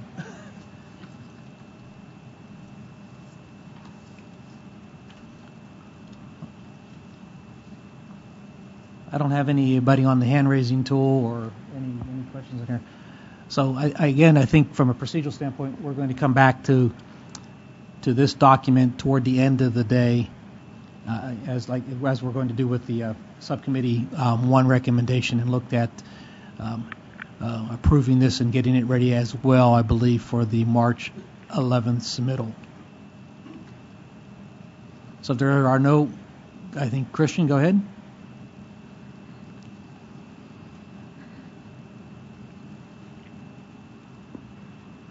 This is Christian speaking. I do have a brief comment. My understanding is that the FCC is planning soon to move forward with some VRS reform, and that this document may have an impact on the VRS reform proceedings. So correct me if I'm wrong, but I believe that it would be a good idea to submit this document as soon as possible. Does the FCC confirm that? Yes, I agree with that comment. That would be most helpful to get that in as soon as possible. Okay. So based on what we've talked about this morning, we'd look to have, if there are no additional concerns or comments or anything on here, to have that by March 11th. That's still within the time frames of what you're looking for? You don't need it sooner, I guess, is the question. No, not sooner. Okay. Good answer, thank you. But I just had to ask. I wasn't, sometimes the timeline, so I just want to make sure. All right. I don't see any other questions or anything from anybody on subcommittee number 3. I'd like to move right onward then to subcommittee number 5. This is identifying gaps with the NINA I3 compared to EAC recommendations. I think Christian has that. I also want to add a note is I don't believe this recommendation has a deadline of the March 11th date, I think from our earlier discussions. So we're okay without having that deadline, right? Go ahead, Christian. Hello, Christian speaking. Very, very briefly, I just wanted to give a status update. That's it. We have a conference call scheduled for next week. It will probably occur on Monday. And I believe we will put the final work in place and be ready to pull from the various members of the team's contributions and start assigning the tasks. Also, I remain hopeful that we will be able to work on the recent revisions to the NINA I3. That will basically work on the old document, but of course we'll be incorporating the changes. Roger Hickson has been working with me, getting permission from NINA to work on this particular document and making those associated changes.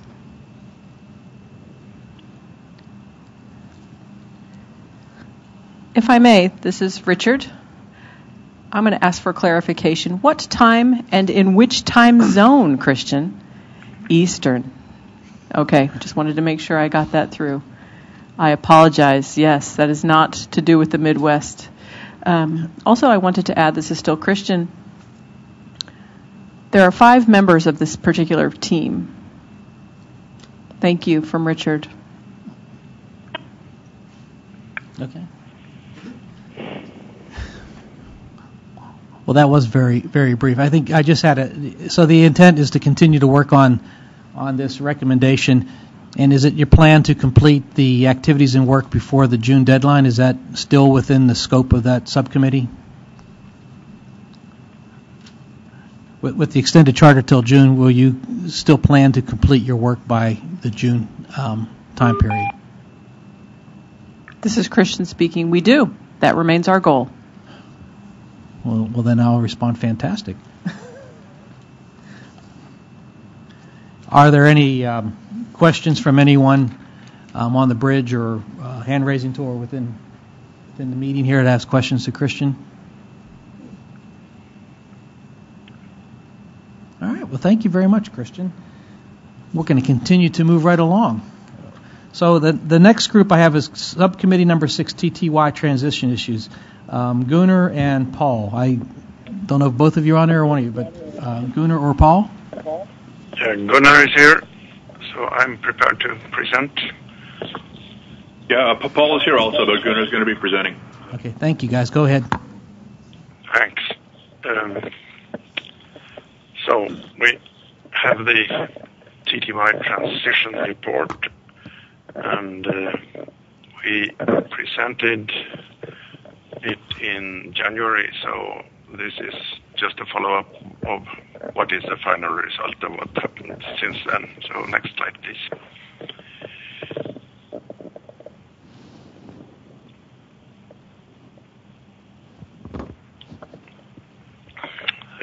This is kind of repetition, so just to remind you of what it is all about. It is about the TTY, what is the current situation.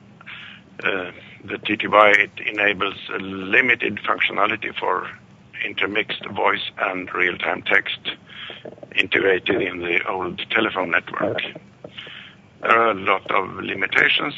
It is slower than typing. It has a limited character set. It only allows alternating text and audio. You need to type only one direction at a time, and there is no popular wireless solution for it.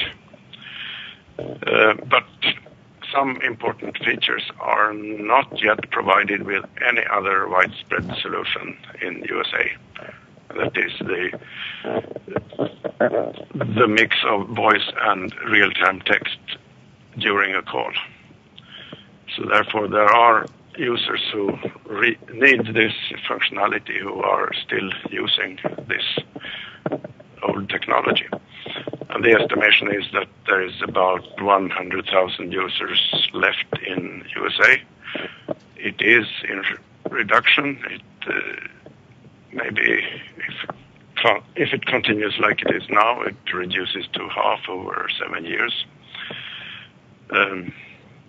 And this amount of people means that there are 20,000 911 calls per year by these TTYs, which is not much, considering that there are about 6,000 PSAPs. There will not be many per year per PSAP, but it is still an important number.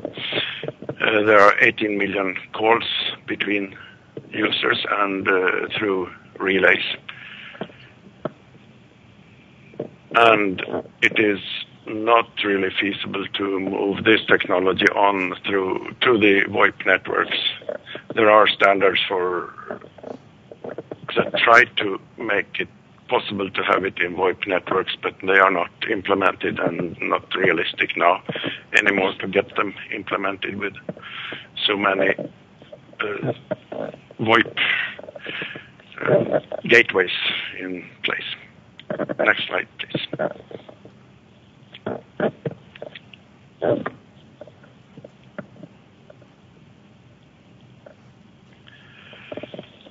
So, a replacement that goes well into the VoIP networks, IP networks, and wireless is urgently needed because the functionality is wanted, and the PSTN network and this old technology is not really up to date anymore. The requirements are that you want rapid text communication and have transmission while you are typing. You want simultaneous voice, so you can do any combination of voice and real-time text. You want a full character set with all characters and a lot of special characters. You want to have wireless implementations and fixed network implementations side by side and interoperable. You want robust transmission so that you have reasonable security and reliability. You want to have existing standards so that you get rapid deployment. The use is for user-to-user calls, for relay calls, for NG911 calls, and also before NG911 to have a chance to deploy it, also possibility, if feasible, to call into legacy 911.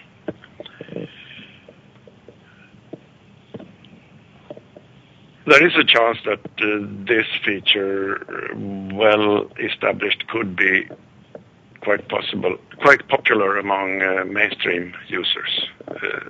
There are tests made that indicate that mainstream users of instant messaging would like to have more flow, better rapidity in their messaging. And that can be combined with voice, can be one type of TTY replacement. Interoperability with TTY is possible through gateways. That is shown in some cases. So this is a brief requirement spec for the replacement. Next slide, please.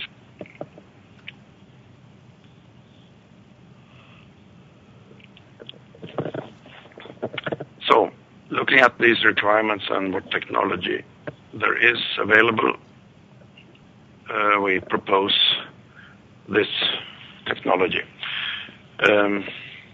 there are different call control environments, and that dictates what proposal we have for the TTY replacement. One of the most important is the native SIP that is used in many VoIP networks, and there we have on presentation level for the text something called T140 and transport RFC 4103. And then the audio should go with the audio codecs that are used in that environment, for example, G711. Another environment is IMS, which has different strands, sometimes called RCS, LTE, and VoLTE. All these are subfamilies under the IMS umbrella. And there we have good standards. There is something called IMS multimedia telephony, where all what we need is available, and there is even a GSMA product specification for voice and SMS and real-time text available. So it's just to follow these specifications and deploy. And the good thing is that the same standards are already specified for NG 911 access. There is an RFC saying that is RFC 6443, and NINA I3, they have these same standards already there. So we can say that it's NG ready, these standards. Next slide, please.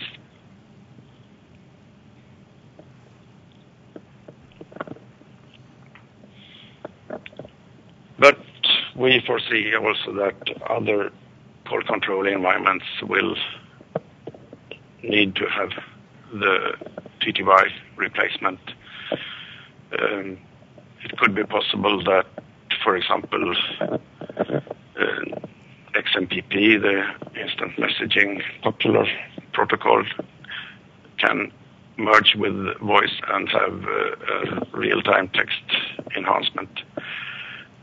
But when they communicate with, for example, NG 911, they will need to convert to the protocols used in that environment, and that is possible. There is also a very hot standardization topic called WebRTC, making real-time communication in the web. That also is in a need to decide how they will do real-time text to combine with the voice and possibly video as well. And such things are possible just if you plan interoperability well with the other environments. Next slide, please.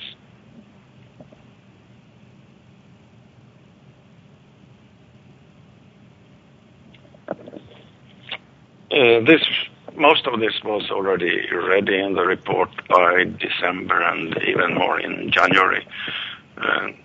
Since then, we have improved the report. It has been available for the whole EAC, the discussions, and we have added a chapter, the chapter 4, with user needs. We extracted information in the EAC survey and pulled out what was valid for the TTY usage and desires from the users.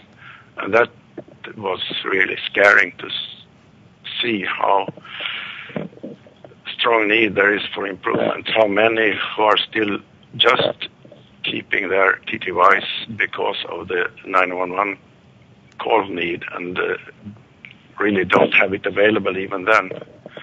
So there is a strong need to have both wireless and fixed network access for something with equal functionality or higher functionality goals than the TTY. We added also section 9.5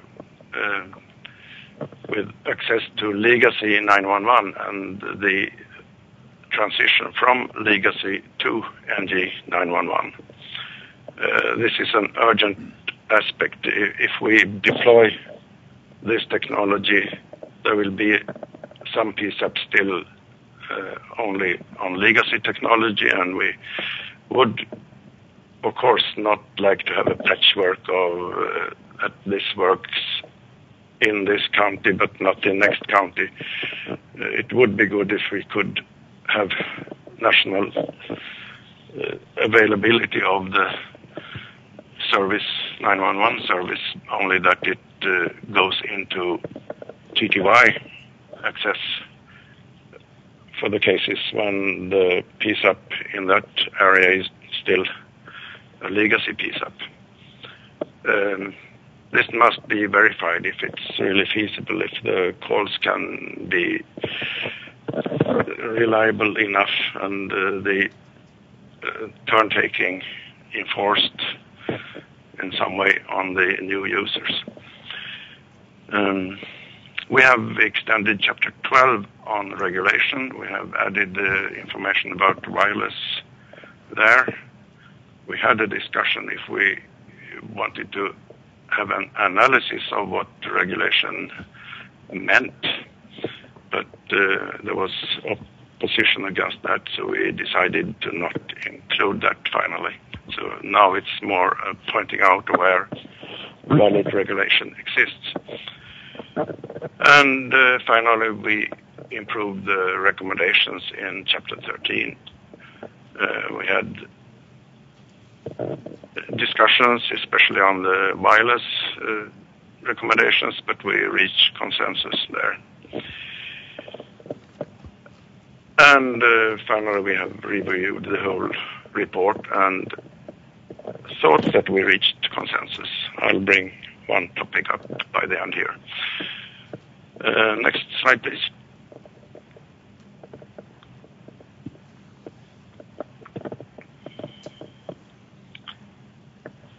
So here we have a picture of what this all means. It's a vision of accessible communication where I put together the TTY replacement and the MCLS and the old things to a complete environment. You see by the bottom here, you have the old network, the PSTN and the TTYs. You have on the left the user equipment with TTY replacement in different environments and shapes. It's mobile, it's IMS mobile, it is fixed network terminals. It is even the same functionality but with the video also available. So the total conversation can be compatible with the TTY replacement. And you have this going both into the internet with a native SIP protocol, for example, and you have it in IMS network. On the right end, you have the PSAPs. In the middle, the pink network is the modern NG 911 network with its PSAPs. And at the bottom, you have the legacy PSAPs. And I have also placed the relay services into the networks. And MCLS, the special support service for accessible emergency service on the top right. So here you see what it aims at, a modern, fully functional environment for accessible communication, both user to user and into emergency services. Next slide, please.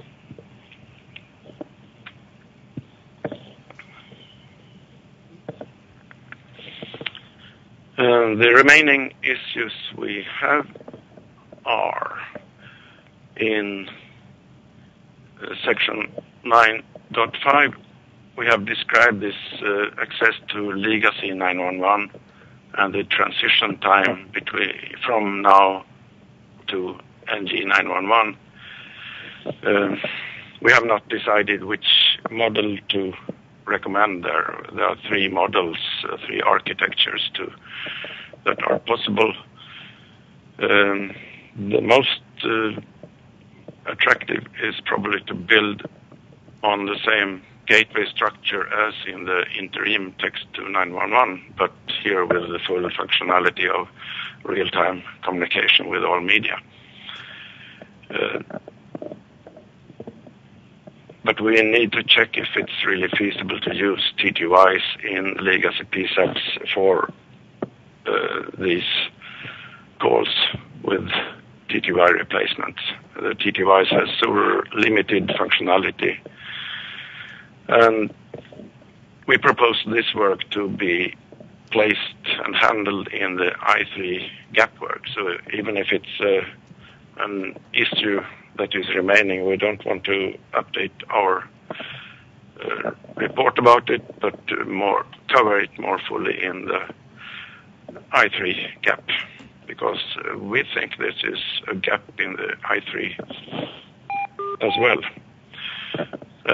In 961, we are describing the way to make gateways between TTY and TTY replacement deployed and available.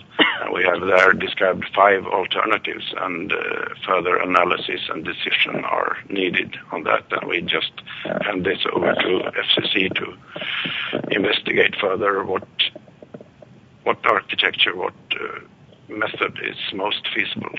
And it might end up in 2 or 3 of them, in fact. And then in 9.8, the interoperability between providers of the TTY replacement, we have got problems with the wording.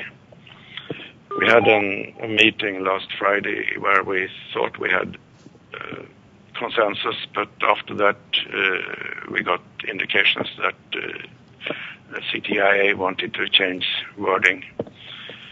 And we have had efforts during the week to solve it, but we haven't really agreed on it yet, and need to have a method to get to that agreement, hopefully today.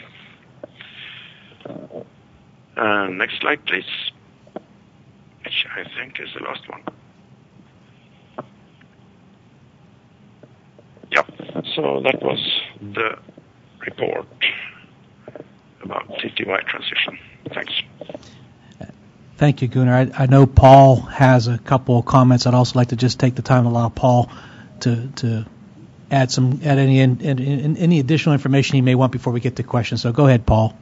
Okay, this is Paul Michaelis with Avaya. There are just 2 comments I'd like to make. The first is that on one of the slides it was mentioned as a requirement that we be able to do simultaneous voice with the real-time text. And I want to expand on that to say what we really want is not just simultaneous voice, but the ability to do simultaneous audio with the real-time text. And the reason why is that the PSAP call takers try to listen very carefully to the background sounds at the emergent event to try to figure out what is happening. So, for example, they will listen for gunshots. They'll listen for bottles breaking. They'll listen to hear if people are screaming at each other, and if so, what language are they screaming? They will listen for tires squealing. All sorts of sounds that they'll be hearing in the background help them identify the nature of the emergency. And so it is critically important that we retain this ability. So my point here is that it's not just simultaneous voice that we want with real-time text, but simultaneous audio. The other point I wanted to make has to do with IP infrastructures. In the studies we've done at Avaya looking at different ways to implement support for real-time text within IP infrastructures, we are finding that it is critically important that the text packets go through exactly the same pathway that the voice packets or the audio packets do. What we're finding is that when we allow divergent pathways, voice and text, to get from one person to another, we're encountering in the test we've done at customer locations that there may be firewalls that are blocking transmission of some packets but not others. What we are finding that under certain circumstances, when voice and text go through different pathways, the communications, the two media streams get out of synchronization. And so The point here is that going forward with a real-time text protocol, our own studies have demonstrated that it's very important for the audio and the text packets within IP networks to go through the same pathways. And that's it for me. Thank you, Paul. Okay. So now we can open this up for some discussion. I got an email. There seems to be a couple issues still here, and I know others may have some comments on the document. But I think, Christian, your hand's up. Do you want to go ahead and comment? Yes, this is Christian speaking. Thank you. I have 2 points that I wanted to address at this time, the first of which being the report by Paul. Paul, what you just indicated seems to be around the importance of web RTC efforts, if I'm not mistaken. At this time, there was a bit of a controversy regarding AT&T, RT&T in that environment. So I wanted just to sort of let you know that was afoot, and you can look after that as you see fit. The second issue was for Gunnar. I'm sorry, that was his name sign that I just sprung on the interpreter. But I just wanted to recognize G.711 as an example of the voice code.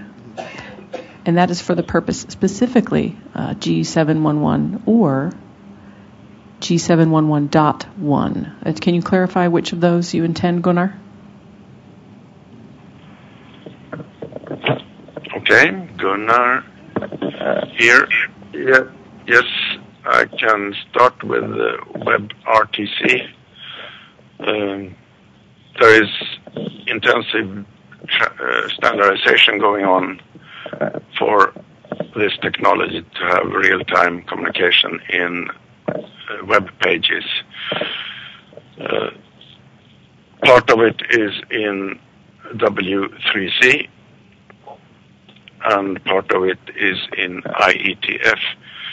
And I have had discussions with these standardization activities, and we have 3 different approaches for how to get real-time text into this environment, and we intend to very soon continue with describing these 3 approaches and get one selected to use in that environment. So I foresee that we will have it. Next topic was G711, and I meant the plain G711. It was taken as an example. It is the most common fallback audio codec that is used in fixed networks, and it's coming into wireless networks as well. It's very commonly mentioned as the audio fallback. Of course, I also said that the audio codec should be selected as usual in the VoIP environment you are working in. So it is a mess with the audio codecs. And of course we shall select one that is compatible with what NG911 has. It's also good to have a wideband audio codec, which is important for hearing impaired people. So it's more about that in the standards for real-time text and to be good. But I meant G711 short. Thanks. I think Christian had a follow-up to that. Go ahead, Christian. I do indeed. This is Christian speaking once again. Thank you, Gunnar. This is the reason I really wanted to get at the G711, because indeed that narrow band is of vital importance for hard of hearing folks to have access to the wide band. And as we have been studying at Gallaudet University, along with HLAA, we've been coming to the conclusion from what the evidence has borne out that wideband has an enormous impact on the quality of folks' ability to understand audio on the telephone. There is an enormous difference, and my concern is that if we mention G711, people will say, oh, this is an adequate replacement. And it may be so for PSTN. However, it does not meet the minimum accessibility requirements for NG911. And I also believe that this body needs to level the recommendation around wideband audio for NG911.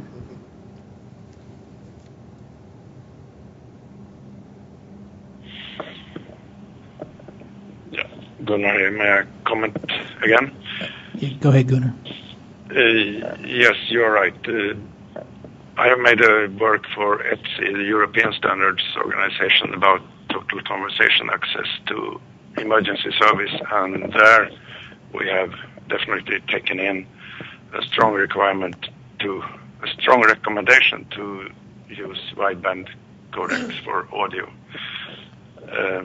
Also, the access board, it's refresh of section 255 and 508.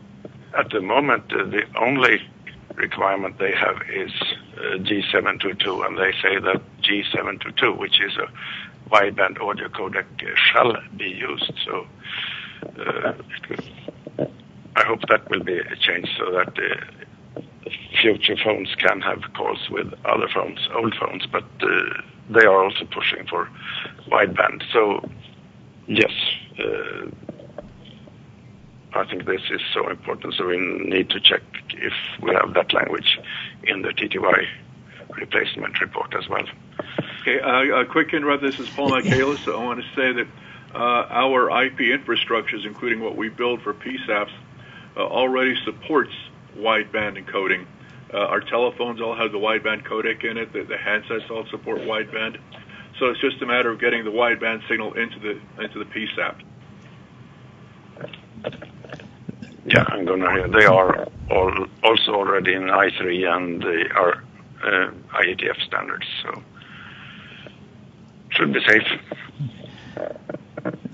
Thank you. I also wanted to acknowledge that Mark has a comment, and then I also have Bernard waiting in the queue too. So we'll go with Mark and then Bernard, please, and then Paul. I think you're done now, right? Yes, I'm done. All right, put your hand down. Mark Fletcher with Avaya. Mark Fletcher with Avaya. I just wanted to comment that in almost every single RFP that we see, wideband 722 is being requested just for general audio conference purposes. Listening to wideband audio and comparing it to 711 audio is the difference between an AM radio and an FM stereo station. So it's going to become more and more prominent. And I think it's important for the EAC to step up and require 722. That's something that'll move the industry in that direction. Clearly, the benefits, and I don't have the stats in front of me, but I've heard them quoted from Gallaudet and others. The benefits of 722 for a 911 dispatcher to discern audible background cues are like night and day. And I think it's critical for this infrastructure. Thank you. Thank you, Mark. Bernard? Yes, a couple of things I wanted to mention. On the subject of WebRTC, there has been discussion of support for wideband audio, and the decision was made there not to require implementation of G722, but instead to require implementation of a new codec known as Opus, which the test results show has much better performance than any other of the existing codecs over the entire range from very low bandwidth to HD stereo. So that's the direction that WebRTC is going, and because that can be made available very easily within the PSAP, many existing dispatcher stations already have access to the web. it's something to consider. G722 at this point, I would say, is legacy technology. And in practice, it does not perform well when there is packet loss, depending on how the concealment works. Opus performance is dramatically better than G722. Also on the subject of WebRTC, because signaling is not part of the standard, the real-time text can be implemented, as Gunnar said, in at least 3 different ways, those being XMPP-based, data channel-based, and potentially some kind of SIP. However, the RFC 4103 is not one of the mandatory to implement codecs, and therefore it's very unlikely that any existing browser will be able to support RFC 4103. And currently there isn't support for codec addition, so that probably, at least from what we've seen so far, it's unlikely that any vendor will support it. My last comment is about Section 9.8. What we are seeing out there is many clients supporting multiple protocols, both SIP and XMPP, for example. That's becoming quite popular. And in those situations, there may be desires to support one or the other standards that are not in keeping with what the recommendations are there. For example, if 2 clients support both SIP and XMPP, they may decide to use XCP 0301 instead of RFC 4103. So I think there are a number of interop issues that are not yet explored quite well. Thank you, Bernard. I don't know if there's additional comments on this discussion. So I just want to interject just quickly on this section here too. This is also one of the subcommittee reports that we are earmarking, I think, for this March 11th submittal, and it sounds like there are still some open issues, at least through some of this discussion. So let's go ahead and spend maybe just a few more minutes on this. And so I'm going to ask, I think Greg Vanderheiden has his hand up. So Greg, you want to add a comment? Yeah, this is Greg. I wasn't quite sure what 4103 on the RTC discussion was about. The language that's discussed in our current document talks about using 4103 on SIP systems, but talks about using letting each other system select whatever kind of real-time text it wants to. So the comment that no manufacturer was going to support 4103 in the RTC is fine. That's in complete agreement with the language that's in our document. I think sometimes people have misunderstood this aspect, so I'm just going to say 3 sentences here or so about it. The recommendation in the document is that every system pick what it's going to have as being the way it wants to do real-time text, and but that it pick one and then everybody support it, so that in fact new companies, when they make things, they know what they have to do, and it's not like, well, there's 4 different ways of doing it, so you have to support all of them. And the only place that 4103 is named is on SIP, and that's because that's the one that the IETF, who does SIP, has specified for that. But it should be very clear that there is nothing in our document that talks about using 4103 everywhere, just in the one place where it is the one that's been established. And for any other system, RTC, Skype, whatever, it's up to the people who control that particular one to pick what they want the real-time text to be. And then, just like they interface and transcode their audio at their borders, if they're interfacing to another system, they would just make sure that the real-time text would transfer to whatever the standard is for the other system they're going to. So that's what we're talking about, and so there's nothing in our language that talks about using the same thing everywhere, just within whatever the system you have. That one is picked, and that's what's supported. Thank you. Thank you, Greg. Bernard? Did you say Bernard? Yeah, Bernard. Yes. Yeah, Greg, just because a service is implemented in RTC Web, it can use SIP signaling, and the language you describe would tend to indicate that it must then offer 4103, but of course that's not possible because the browser wouldn't support it. So I don't understand your comment. So I don't want to dive into a deep technical thing while we're on the phone here, but SIP signaling is set up to support multiple channels, be able to open them up. So what codecs are you using with SIP signaling when you're using SIP signaling in RTC? Well, the only codecs would be the mandatory to implement ones, which would be the Opus audio codec, and whatever video codec they choose. But there is no text codec in RTC Web. Okay, so that's exactly the kind of thing that we're talking about in our guidelines. So what you're saying is that currently the way that it is set up, the mandatory codec is for the audio, but there is no requirement that anybody support real-time text. With what we're talking about, there would be a requirement that you have to do real-time text, and therefore there would need to be a mandatory text code, real-time text codec, as well as a mandatory audio. And so you're not saying that 4103 shouldn't be the one for SIP. You're saying that there is absolutely no real-time text of any kind mandated to be part of the system. No, it is possible to implement real-time text, for example, XCP 0301, or via a data channel, but there's no RFC 4103 codec available, so somebody creating a service in WebRTC would not be able to meet the recommendation of Section 9.8. Yeah, so that's the point we're talking about, is that there is a required audio, but there is no required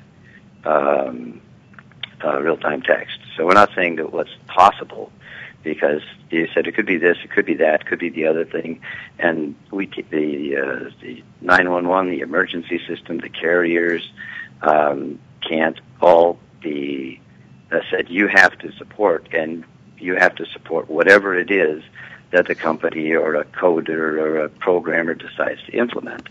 So just like they have mandatory audio, and they have mandatory for a reason, and that's interoperability, there has to be a mandatory real-time text. So this is again what we're talking about and heading toward, and figuring out what the mandatory is. But we can't have interoperability if it's, well, no, there's nothing mandated, but people can use whatever they want, because again, the only way to have interoperability at that point is to require carriers and PSAPs to support everything, and that's not realistic. Thank you. This is David. I'm going to jump back in here a little bit. It sounds to me that there are a couple of questions here within this. Does this impact some areas of the document that we're looking at, in terms that there are maybe alternate views in a spot in this document that's related to this discussion, or? Yes, I think so. Okay. Yeah, if you're a little closer to your microphone, you're a little far from your microphone, so it's hard to understand you. Go ahead, Gunnar. Yeah, Gunnar, it is section 9.8 that we are discussing. That's the only point where we have not full agreement, and it's just a couple of sentences in 9.8 that is still under discussion. So this is David. I'm just going to jump in. I'm sorry to jump. So we're saying that this discussion relates to section 9.8 of the document. Yes. I'm making sure we're going in the right direction. Eric has a comment as well, but okay. So it sounds like we have some discussion in one section so far. So Eric, can you hear me? Raise your hand. Okay, so this is not related to 9.8, and I'm just going to express a certain concern that we have, some folks within T-Mobile, I think within the wireless industry. In your recommendation Q, you state, we do not recommend dropping TTY requirements without replacing them with an equivalent requirement that would meet the functionality of the TTY replacement, which I believe is section 9.2 of the report.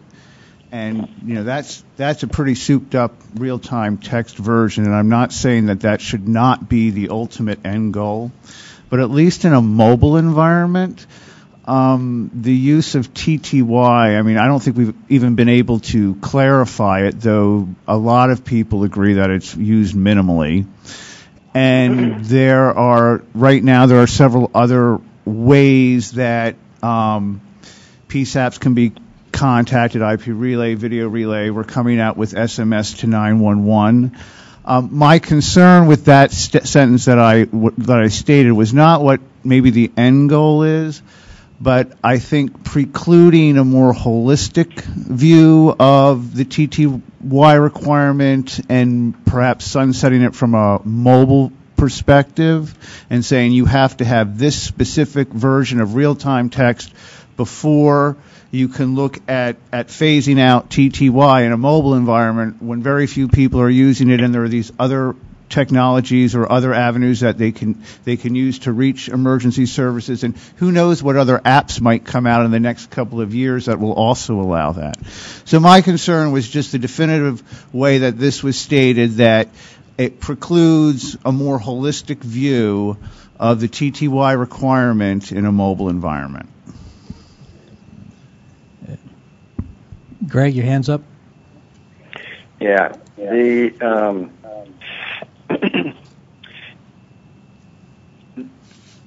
First of all, we need to separate sort of the analog and the IP world. And in the analog world, we're not trying to create new regulations in the analog or PSTN area, because this is an area that is fading. And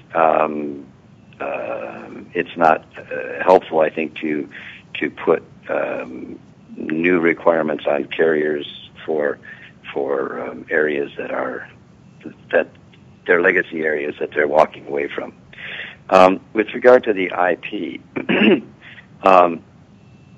as we move to IP, whether it's wireline or wireless, there is a need to have the same functionality, the ability to have text and voice, and to have real-time text so you can have the captioning, and that you can also have the conversation, that you can have people who don't use text and can't use text, elders, etc. They want to see text back, but they're not texters themselves. Especially in noisy environments, even people who sometimes can use a phone can't necessarily understand what the 911 operator is saying. Saying that there's going to be an app someplace means that I'm going to have an emergency and I'm going to grab my phone to call 911, and I have to go find an app that's someplace on here that I don't use because it's one that I'm using to call 911, and that's just not going to happen. And everything from our first survey on through.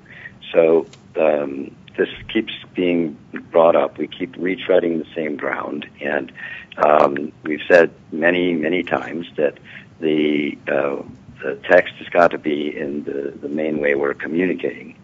We've also talked about the fact that some people live only in text, and that's fine. That's a different issue.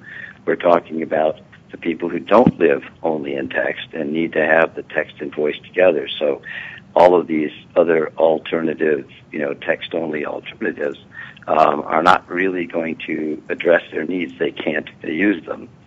So it brings us back again every time to the requirements that are in here. Even in 9.8, the language in 9.8 is completely consistent with the language in our last report that we turned in, and the one before that, and the survey, etc., changing it would mean that we are now reversing it. But more to the fact, we're moving away from the whole topic. So this section's called interoperability, and we're saying that everybody can choose to use something different. And there's only one way that you can have interoperability and let people choose what they want, and that is if we are going to require that the carriers accept every different thing that people send to them and convert it to every other kind of thing that somebody else uses. Otherwise, there is no possible, technical, feasible way to have a call go from one end of the call to the other end of the call. And that's just completely unreasonable to ask carriers to do, and of course they will refuse to do it. So there has to be a common, this is the way it is. The carriers all have, a required set of codecs. RTC has a required set of codecs. Everybody always has a required set if they want to have interoperability. To say that real-time text, it doesn't have to have a required, if you want to say more than one is required, that's fine. All that we're saying is, though, that at least one, just like you do for everything else. And when people argue against having one required, they're basically arguing against interoperability. And that's very troubling. So that's the concern that had to do with the language. You have an interoperability section, and you want to change it from, it already says you can use whatever you want as long as it's in each system there is one required, and it can be different in each system. But there has to be one required, and you have to make sure that they connect at the edges. And that's very flexible, but it does give you interoperability. Anything else, we lose the interoperability, and that's the concern about making changes. Thank you. Okay. I have Eric, I believe, Yeah, and then so Matt, and then Bernard.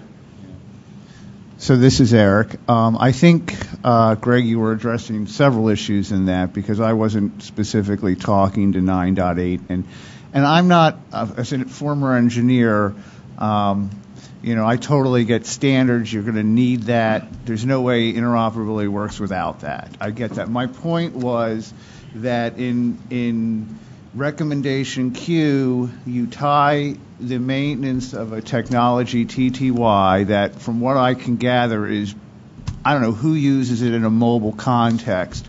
I used app as just an example, but as I think about it, you said who's going to look for an app? Well, in an emergency, is that going to be quicker or longer than hooking your phone up to an external TTY machine? My point was the recommendation that you had to require TTY in a mobile environment until you reach this version of RTT in 9.2 without taking a look at other possible solutions that can be used in the transition to that final endpoint.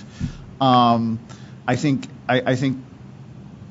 does a disservice. I just think that I think the end goal, and I agree with you. I mean, real-time text and audio and all that stuff is great at the end game, but to have to maintain a legacy technology that nobody's really using in a mobile environment without taking into consideration they have other means by which they can contact emergency services.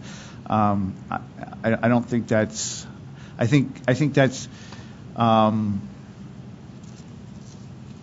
don't think that's a really good way to funnel resources. I think if you can put the resources. What?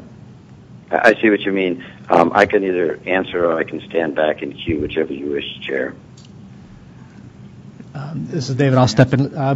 Let's just go through the queue because I think people might just add to this. And so after Eric, we'll go with Matt, Bernard, and then right to you, Greg, and then Christian. Very fine. Very fine. Matt Gerst with CTIA. So I have raised some questions about Section 9.8. I've proposed some alternative language that I hope that the EAC will consider because I think there's been an effort on this report in particular and we've seen this in a number of other areas, and I think it's sort of demonstrating itself here in this report as well, to take the views of some and interpret them in a different way.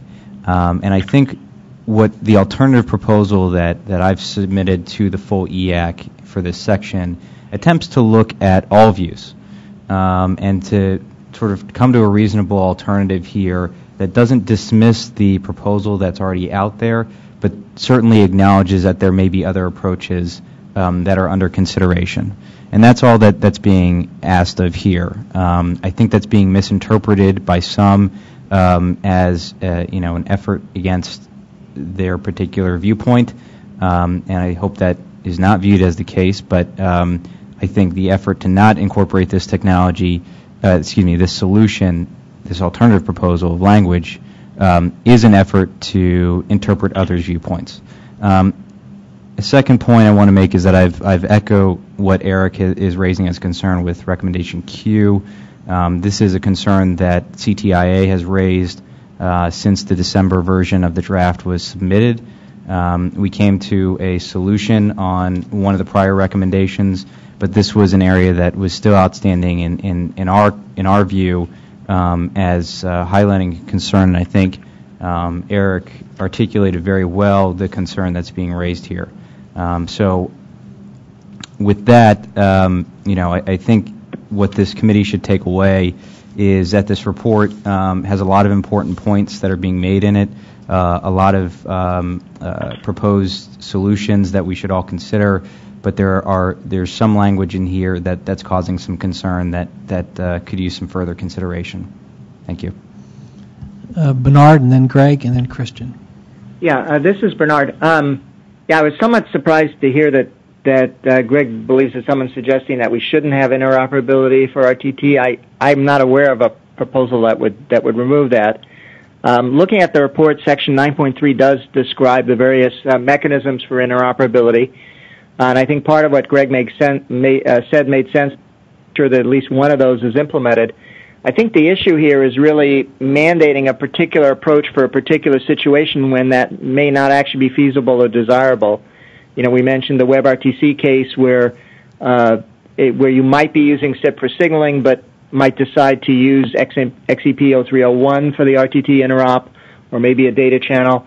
There are a lot of clients out there that are in that similar situation because XMPP has becoming much more popular for text communication than SIP is. So for interoperability and other reasons, it might be desirable to go with that, even though you implement SIP in the signaling. So from my perspective, I don't think the issue is interoperability.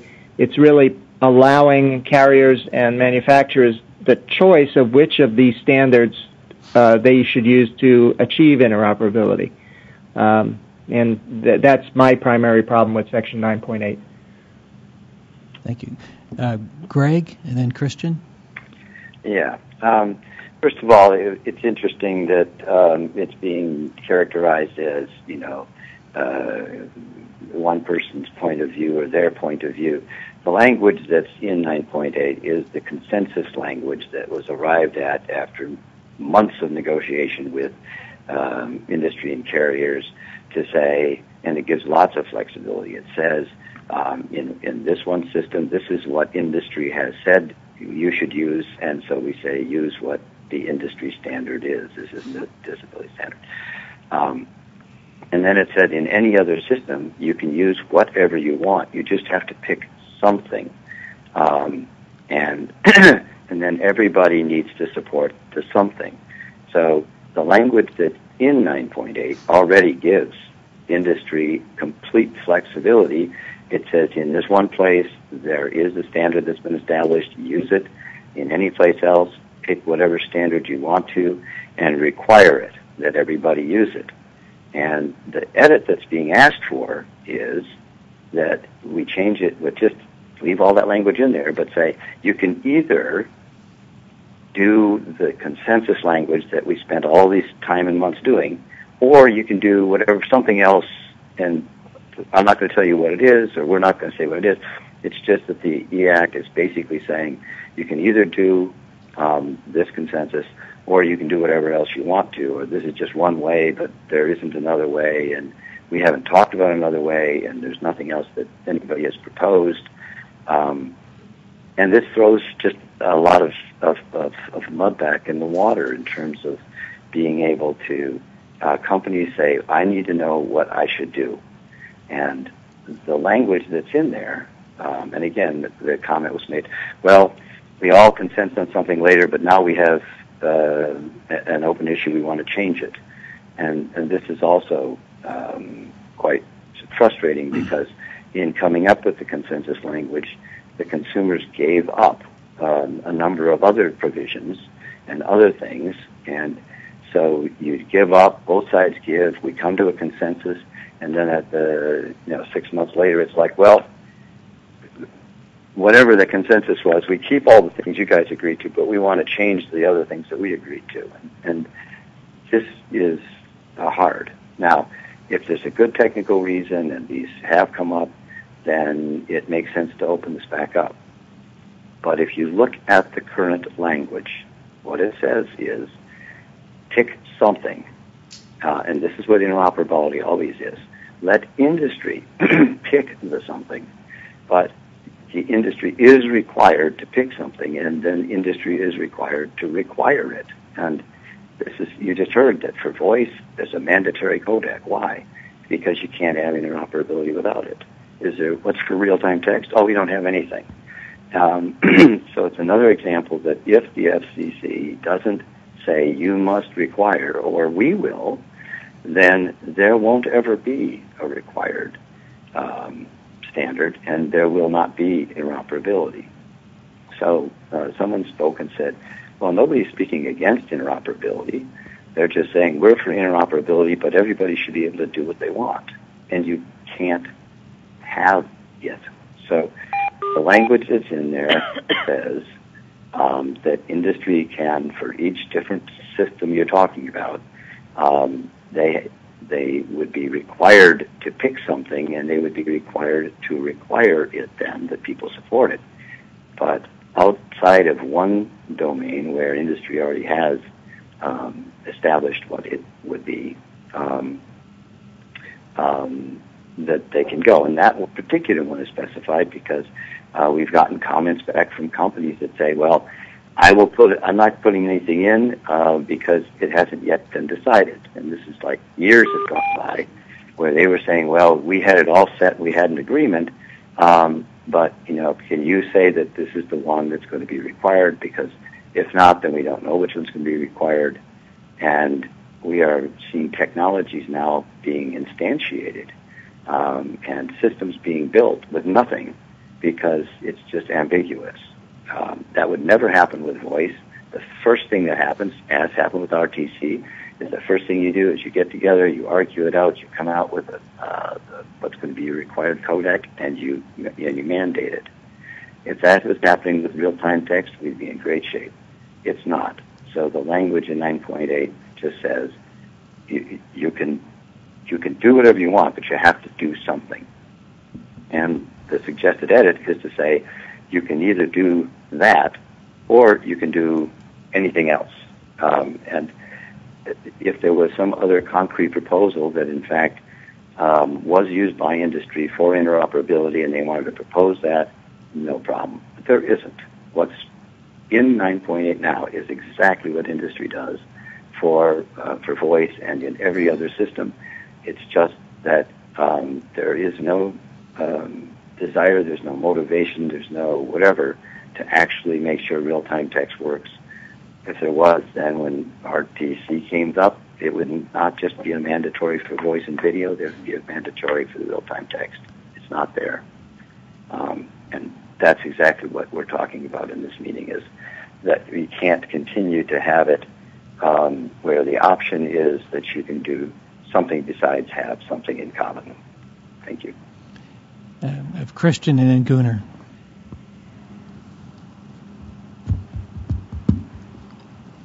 This is Christian speaking. I've got a couple comments, one in response to Eric's response, and then one in response to Greg's comment. It bothers me a little bit to be having this discussion about real-time text. First, I'd like to respond to Eric. Now, believe me, consumer groups and industry both need to have requirements for RTT for mobile when we need to make sure that it is a good replacement. And I believe that the consumers are concerned that we get rid of TTYs and then there are requirements. And without having a replacement in place, that's a concern. And so that's not something that's acceptable because there is no guarantee that RTT will be supported. And let me just give you a little bit of history as far as how this is viewed by the consumers. And if you look back, RTT was commonly available for a long time, and use on TTYs, and you could talk through ICQ as another technology, as well as AIM, AOL Instant Messenger. And then what happened, for example, TTYs went by the wayside and people changed their communication methods. And that doesn't mean that there's no longer a need for RTT. People still need real-time text. And, people change communication technologies all the time. And that's because they're not satisfied with what they currently have.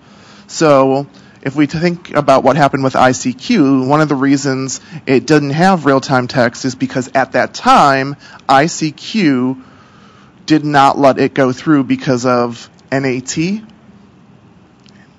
Network Address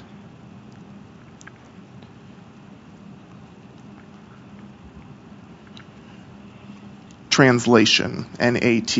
And so it didn't work through the NAT. And so ICQ dropped real-time text. So today's technology has not solved that problem, and we need to deal with that. But the big struggle today really is that people are used to living in a world without real-time text. And so if you talk to the mainstream world and remind them that real-time text is something that people need and use, and what the reasons are and why, I think they would understand it. But the fact is, real-time text disappeared for technological reasons, but not because people don't have a need to use it. And I've also heard that real-time text requires a change in interoperability and user interfaces, but that's not actually true. You can do it through IM. Use exactly the same as other interfaces and interfaces that people have been using through RTT in the past. This is norm. I would like to add IM is good for casual conversations. There's no time rush, and so that's a good solution in that kind of scenario, where real-time text is actually better for discussions that have to happen more expeditiously with turn-taking or making plans or talking about something more important. That's where RTT would be important. IM is a much slower conversation, and it's not like a telephone call. This is Christian. At Gallaudet University,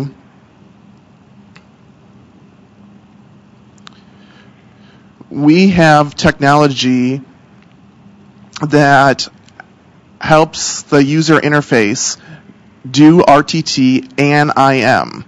And there's no changing requirement for the user interface. You just have to learn something. You don't have to learn something new. It's the exact same way. You just pull up a different part of it. So nothing has to be changed with the actual user interface. And so that's a good thing. People don't have to change to a new interface. They just don't. So it's very frustrating to see people continuing to come up with new reasons why RTT is not possible or why it can't be done, because the deaf and hard of hearing consumers have really drawn the line here, and they want to have that same technology. And I think that it's important that we reach that goal and making sure that real-time text becomes available for the deaf and hard of hearing consumers. And I'm sure that the consumer groups would be happy to work together to be able to accomplish this goal. But I don't believe that real-time texting should be dropped in the interim and added for next gen. I don't think that's the way to go. So we have made a promise that real-time texting will be available in the future, and we need to stick to that. This is Norm. With voice calls, those are real time right now. So if we were to transition to voice IM, for example, that would mean that you talk, then you'd have to hit a button to send, and then you'd have to wait for a response. Then it would come back, and you'd have to play the voice. Could you imagine what that's like and how slow that process would be and how time-consuming it would be? That's what IM is like.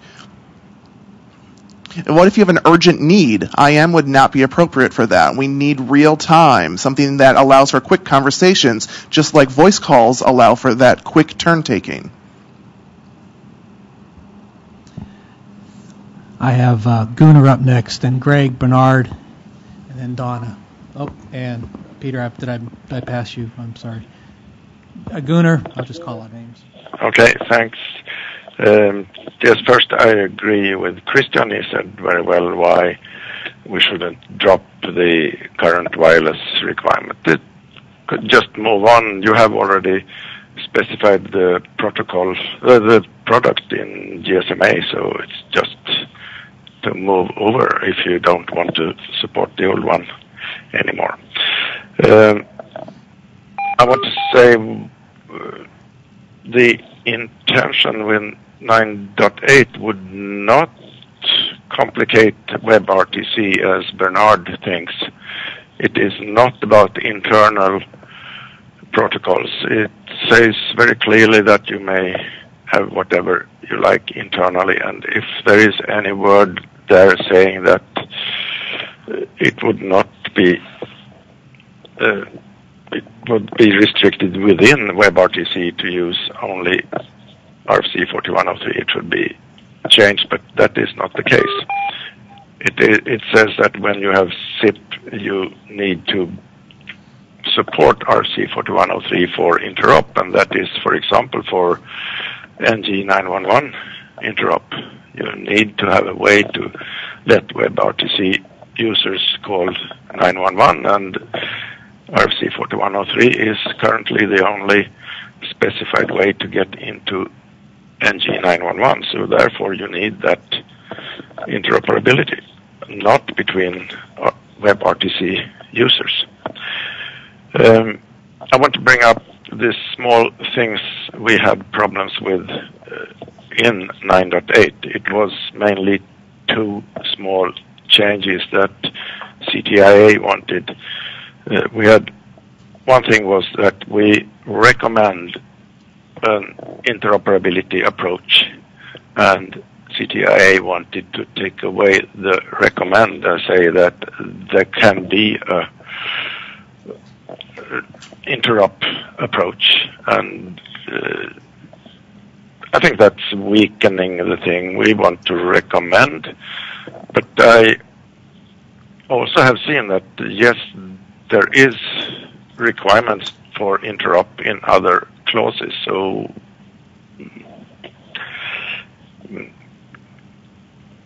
we have to review this. But we had an agreement last Friday that this should go as it is, but now we are not there anymore, and we need to find a way to agree. There is a second thing you wanted to change, that was the recommendation to coordinate between the access board and FCC. You want to limit that for emergency calls, while the original says just in general. And since our task is to describe TTY replacement in general, not only for 911 calls, I think that recommendation should stay as it is.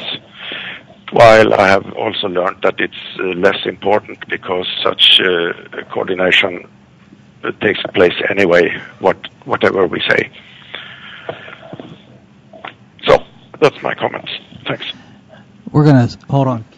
Karen would like to just interject a point here. So, Karen, I'm going to give you the floor for a moment. So Thank you. Hold on, everyone. So this is Karen. I just wanted to, I've been watching some of the email traffic, not all of it, so hopefully my comment will make sense, but I have seen some references to the access board's work and the need to harmonize with the access board. And I think that we're all in agreement that we should harmonize with the access board, but I also think that we can't wait for the Access Board. As many of you know, the Access Board has been involved in trying to revise its guidelines for, I think it's about 5 years now. So just kind of a word of advice, I would not say that you should not do something just because the Access Board has or has not done it. This is an independent committee, and you know, if they have recommendations in their guidelines that they have been considering, and you would like to take those on because you think it will be consistent with their ultimate product, that's fine. But all I'm saying is that you're not stuck with whether or not they've done something or not, because we're still waiting and we have no idea when they're going to be finishing their work. So just for my 2 cents. Go ahead, Matt. You have a comment to that. We'll get to everyone else. Matt Gerst with CTIA. And Karen, thank you very much for that comment. I think we all appreciate that the Access Board has its own unique process that it's going through to develop those comments. I think the concern that you're seeing, I just want to clarify, is not so much that the FCC wait for the Access Board, but that the Access Board put those recommendations out for public comment. And some parties responded in a way that was different from what was being recommended in those draft guidelines. What's reflected in the report is what's in those draft guidelines. So what we're asking for is that the report reflect that there are other viewpoints that have been submitted to the Access Board, that those viewpoints are still under consideration. Thank you. I have, thank you. I have Greg, Donna, and then Peter. Okay. First, with regard to IMQ, again, I think I had said I was going to comment on it, but I forgot when my turn came. But Christian hit it very much. You can see there is no motivation, natural business motivation, evidently, to include real-time text. So even when we have new things like RTC, there's the mandatory video and audio codec, nothing about RTT, etc. And so the part of the, and this had to do with the TITAC, and part of the negotiated, again, this was a negotiated consensus between consumers and industry and things, was that the TTY would be pulled off, but it would be pulled off when something, when a replacement was in place. And there is great fear on the part of consumers that if you remove the old requirement for real-time text, which is what TTY is, and not replace it immediately with the other requirement, or better yet, because even when you have a requirement, conformance is kind of spotty. You just give a really good incentive to industry to include RTT and stop pushing it down the road all the time by just saying on the books is a requirement for TTY. If you don't want to do that, then do the other. And now there is suddenly an incentive for industry to not push real-time text constantly down the road, one thing or another, because there is a real motivation to get past the real-time text TTY provision. And so that's why it's in there. It's in there because that is the only thing that seems to be a motivation to actually get the replacement real-time text in. And there's something, it's kind of like insurance policies. You never want your health insurance to lapse with one carrier before the other one picks it up, because otherwise every illness you ever had will have occurred in that 10 minutes in between the two. And that's the concern there. With regard to 9.8, and by the way, Gunnar, a number of us are all working very hard with the person who is doing the XMPP real-time text standard. So it's not that this is like a one-horse one-pony circus that we're talking about here. We're looking at all the different real-time text formats and providing support for all of them. It's just that each one has a place that it's appropriate to use, and industry should be able to, again, pick the one they want, et cetera, et cetera. I won't repeat that long speech. In 9.8, there were actually three things. One of them, two of them Gunnar mentioned. One was the recommended. The other one had to do with the access board. Since we have it recommended in several places in the document, it is curious as to why in this one place we wanted to take the recommended out. And the concern is that if you have it recommended every place except here, that this is the one that will get quoted someplace as, well, no, it wasn't recommended, here's the sentence.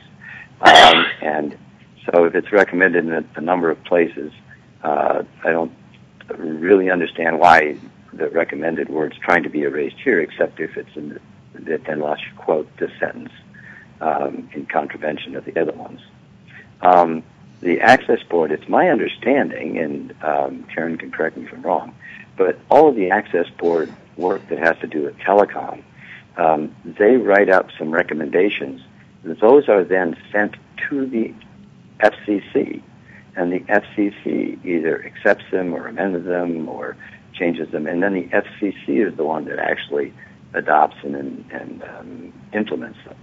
So it is impossible for what the access board does to not be coordinated with the FCC unless there's something there that I don't understand or some nuance that we're missing. And the final thing that was changed again was the fact that the whole thing that we were recommending was not only changed from not recommending, but also being said that, and this is only one way. And it's basically like saying that interoperability is only one way to make things interoperable, and that's the other piece of language is just changing we recommend this to this is one way, and that's the problem there. Thank you. I think Karen wanted to. Yeah, I just want to answer you, Greg. This is Karen. You're right. The Access Board gives us those guidelines, and we're free to accept or reject them. I think.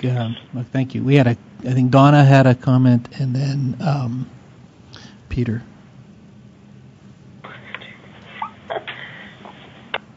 And Bernard too.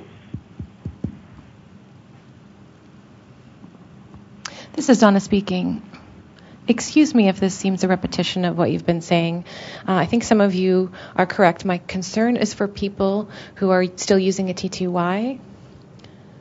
Many of them have been using that for a number of years, and it's really the only technology that they're used to. So changing to something completely different may be extremely difficult for them. They may not have the motivation to use a newer technology. We're talking especially about the senior community or folks who are low income or people who live in rural areas where they really don't have access to broadband or internet connections.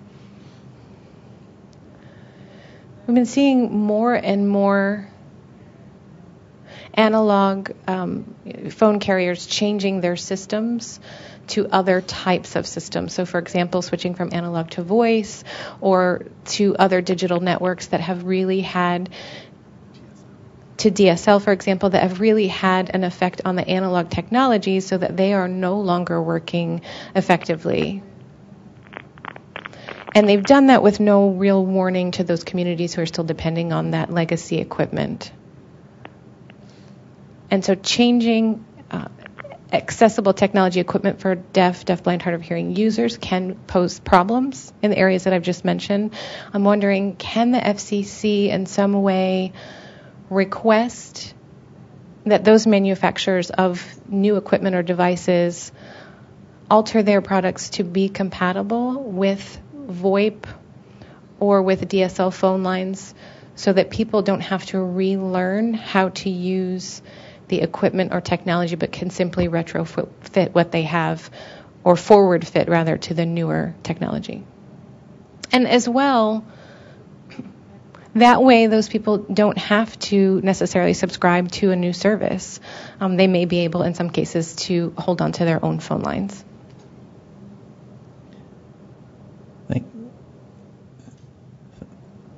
Thank you, Donna. Did you? Oh, okay. Thank you, Donna. Peter, and then Bernard.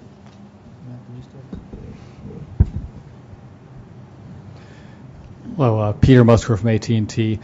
I just wanted to support something that Eric brought up earlier, that there may be other technologies that could be used other than just RTT. I know I've raised it several times over the last year, but there's this 3GPP Multimedia Emergency Services project. And it's interesting to note that that project includes RTT as one of the possible technology tools to be used within that. So when we talk about these alternatives to RTT or alternatives to do next generation messaging, RTT is really a part of the discussion there, and I think the national standards bodies need to look at that and sort out what's really going to be used in the next gen. Think of, I don't think it's appropriate to call it next generation SMS, but I think it's better to call it next generation messaging in general, a messaging service that whether it's unblock type messaging or whether it's the real-time text character by character, we're not sure yet. But all those possibilities are still being looked at and should be candidates when we think about a TTY replacement. Thank you, Peter. Bernard? Yeah, I think to refer to Greg's point, the interoperability is mentioned in other sections, but the text in those sections is considerably more flexible than the text in Section 9.8. And then I have Greg and Gunnar. Greg? Yeah. One thing I think it's really important, we're getting a little confusing because in the comments just before it said, what are the technology alternatives, real-time text? Well, real-time text isn't a technology, it's a form of communication. And then he said, for example, instead of real-time text, we could use this other thing because it contains real-time text. Well, that is real-time text. So I think it's really important to not blur real-time text with any particular standard for doing real-time text. So already in 9.8, it talks about, 4103 for use on SIP, but it also talks about the fact that you could use any other kind of real-time text in other places. Now, if the discussion is like the XMPP, the XEP 301, etc., that is real-time text, and that's fine to be used as a form for real-time text. In fact, on XMPP, that's what we'd recommend that you be looking at, the real-time text, the 301. But in the same conversation, it then said that instead of real-time text, we should be looking at messaging, and it might be en bloc. Well, that's a whole other animal. That's not an alternative to real-time text. That's abandoning real-time text and instead trying to use messaging. And that's like saying, well, instead of having voice phone calls, why don't we have voice messages? And if we try to have this conversation using voice messages, that's not going to work very well. And most conversations and things like that don't work, and emergencies are not as good. So we need to remember that real-time text is TTY is real-time text, 4103 is real-time text, XEP 301 is real-time text. There's many different kinds, and when we say there has to be real-time text, that's what we mean. And if we mean a particular standard, that's different. So there are lots of technical alternatives for how to do real-time text, and that will continue to be as new systems come out, and there's no question on that. But trying to change real-time text back into messaging is very different, and it doesn't work for captioned telephony. It doesn't work for, there's all sorts of things. And even the RIM test showed where they only had people who lived on messaging and never used real-time text compare them, and it came out, really strongly for real-time text. So they, especially in emergencies.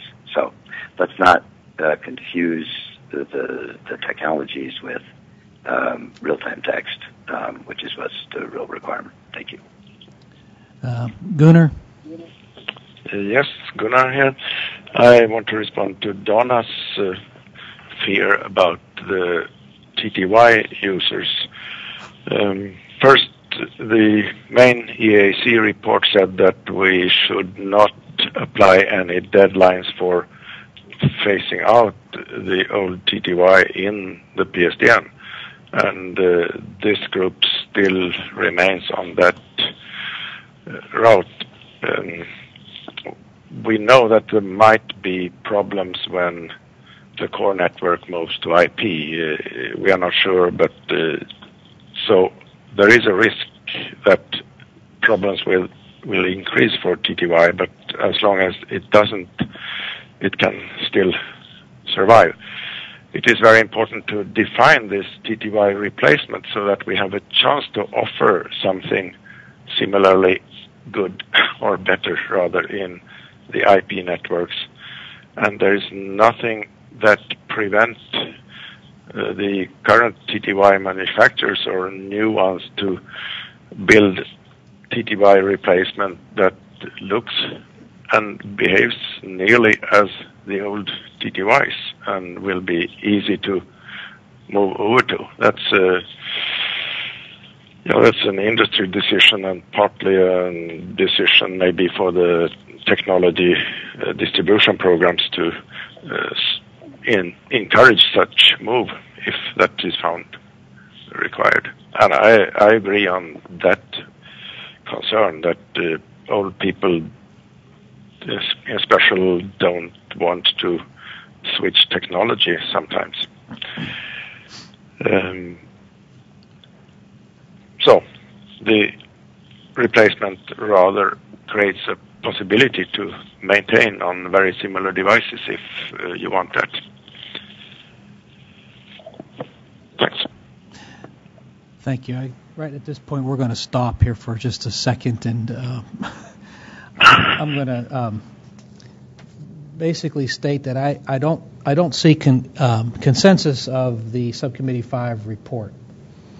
Based on a lot of the discussion, sounds there are still some items open. I've noted down some things with this wideband audio, section 9.8, 9.2, the Q recommendation as just some examples that seem to have been brought forward through the discussion today. I know that comes back to the point that will not make the March 11th deadline. So I'm trying to think just out loud a little bit of a way to proceed with this document. So there's maybe a couple of different ways we can go. One is, this just does not make the March 11th deadline, and additional work has to happen within this recommendation. Or there's areas that I noted a little bit that seem to have different points of view on there, and there's a couple of ways that we can note those. We can either reflect those different points of view as an option.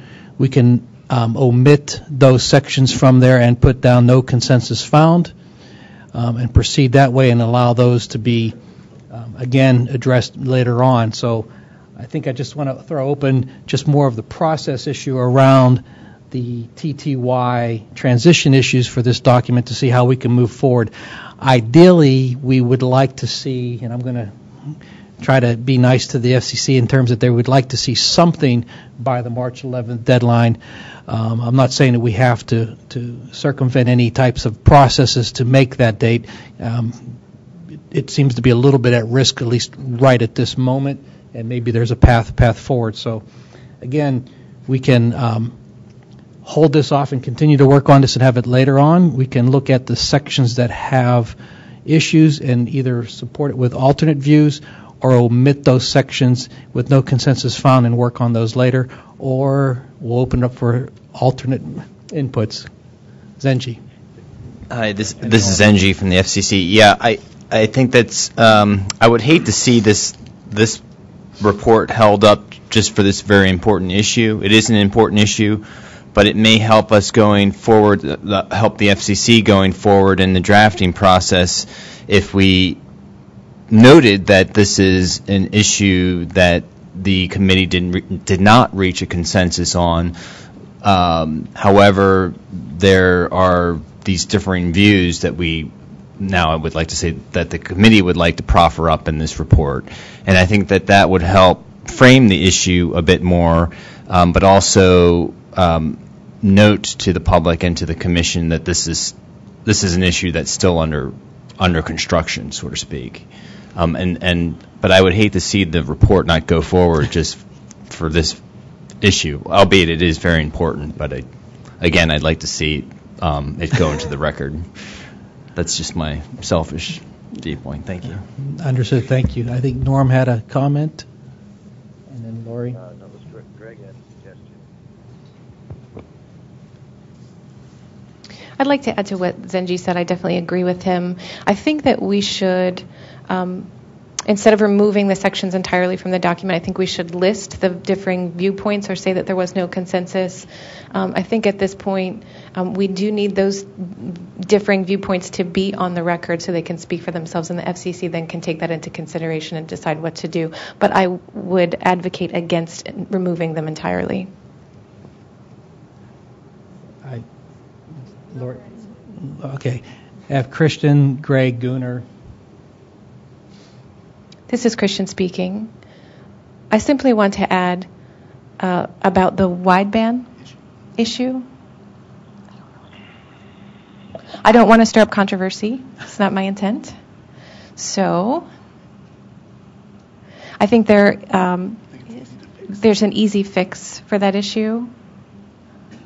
And I would like to see that happen to ensure that there's no misunderstanding or misinterpretation. But I certainly don't want to hold up on submitting the report to resolve that issue. This is David. I interject. You're saying that it's not important for the March 11th deadline, and that can be at a later point discussed?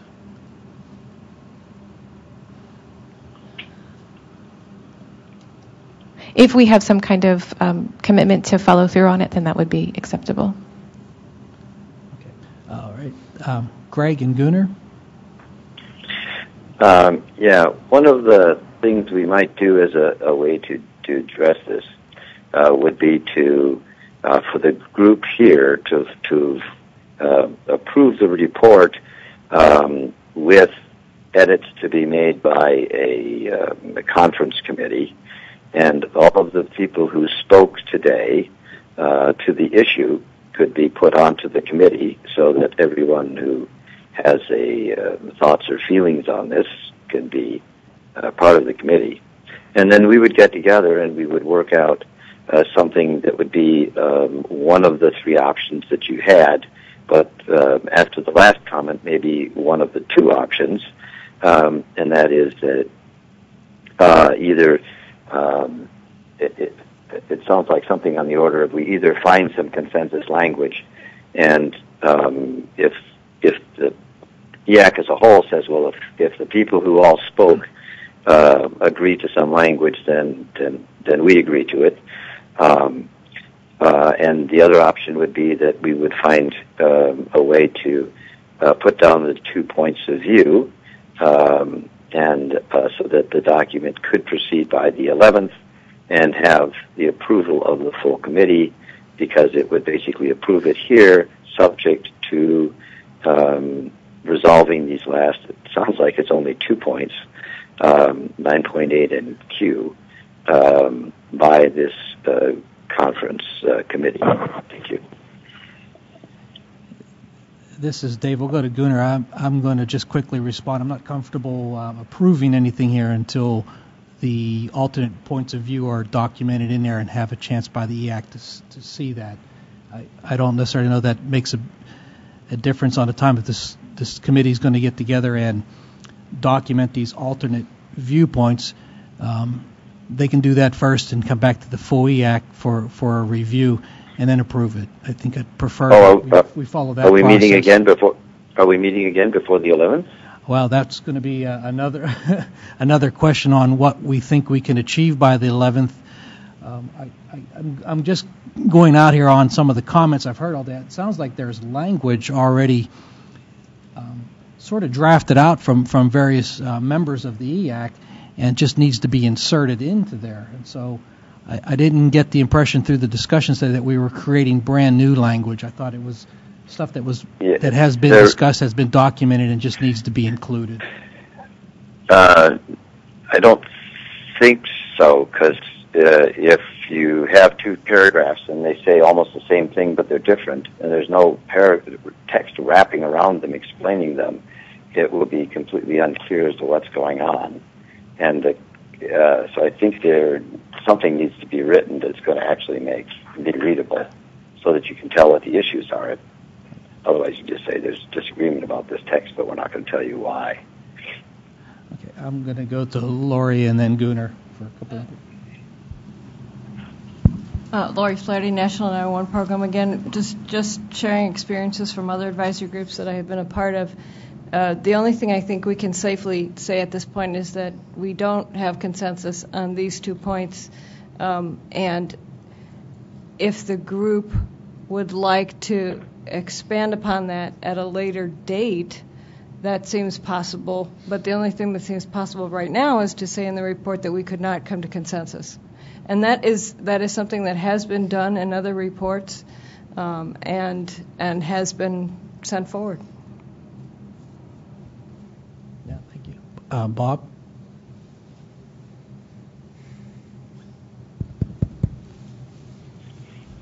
Bob Mather here. I'm just suggesting, throwing out an idea here, is because we have already discussed the issue here and it is already on the record, I'm sure that the FCC could include the discussion today as part of the record.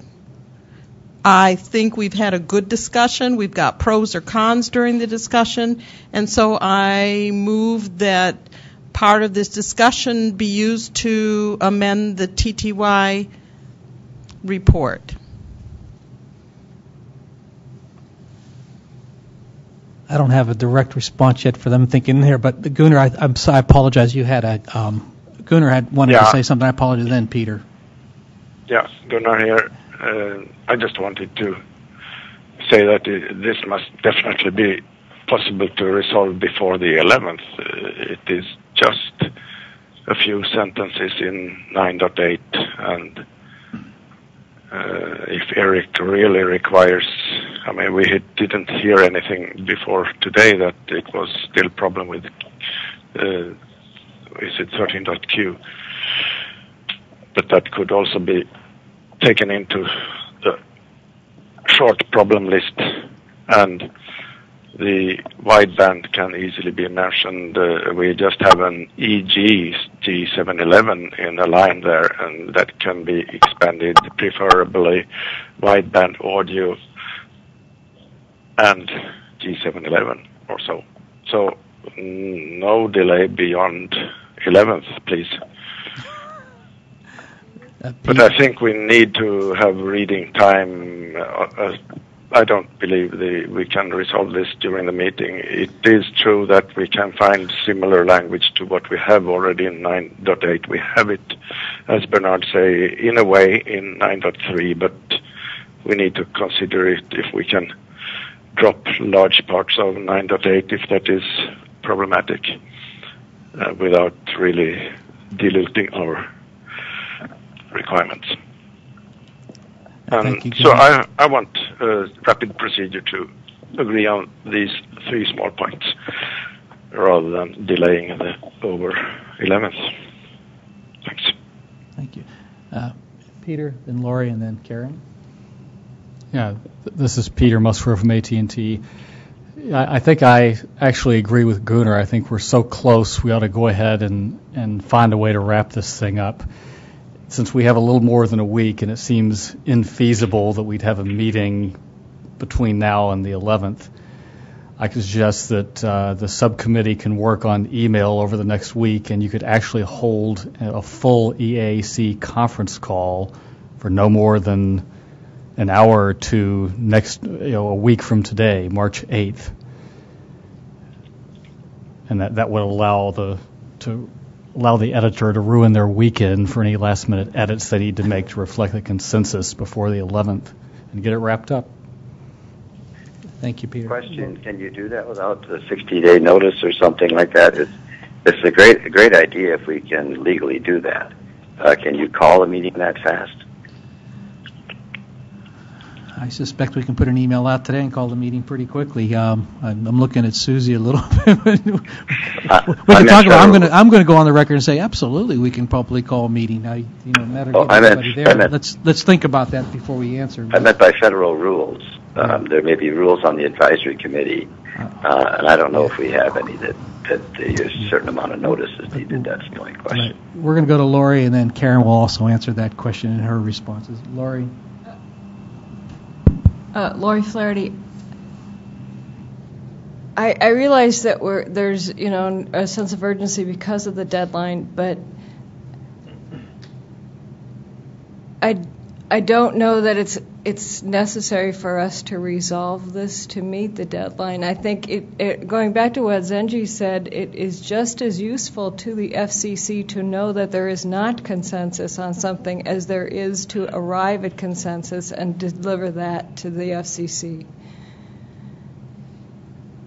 So the sense of urgency may seem, it seems a little artificial, and I don't think that we need to rush this just to make that deadline. This is David. I agree, and then I'll go to Karen. In a town where urgency is often either artificial or real, depending on how you look at it, I think this falls into that category as well, and I agree with you. I would love to say we absolutely have to have this resolved by March 11th. And it would be great if you put that kind of pressure on yourselves, because sometimes a deadline does achieve a consensus, and obviously today sometimes it doesn't on issues outside this room. But the fact is that the pending further notice does not actually address real-time text. It would be very helpful to have something. I encourage, because I know that one of the options was not to do anything. I'm really encouraging you not to do nothing. If you got that double negative, I really hope that you submit something, even if it's multiple separate statements. It would be very helpful to have what your thinking is on this as a committee or as separate units within the committee. Nevertheless, it's not like what you submit on March 11th, it would become a final rule, because we have not had sufficient notice to the public on this particular issue anyway. So it could end up, for example, and for any reporters listening, don't take this the wrong way, but it could end up in a notice of a further proposed rulemaking or something like that. And that's why having your views is very important. But whether or not you have to reach consensus by March 11th, it's not critical. It's more important to get, I agree with Zenji and with Lori, it's more important to get something from you so that we know what the thinking is and we can pursue it further. Yeah. This is David, just asked a question on that proceeding. I know we're using this March 11th date as the date we're looking to put pressure on us. But if I understand from the rule, there's a follow-up period 30 days after March 11th.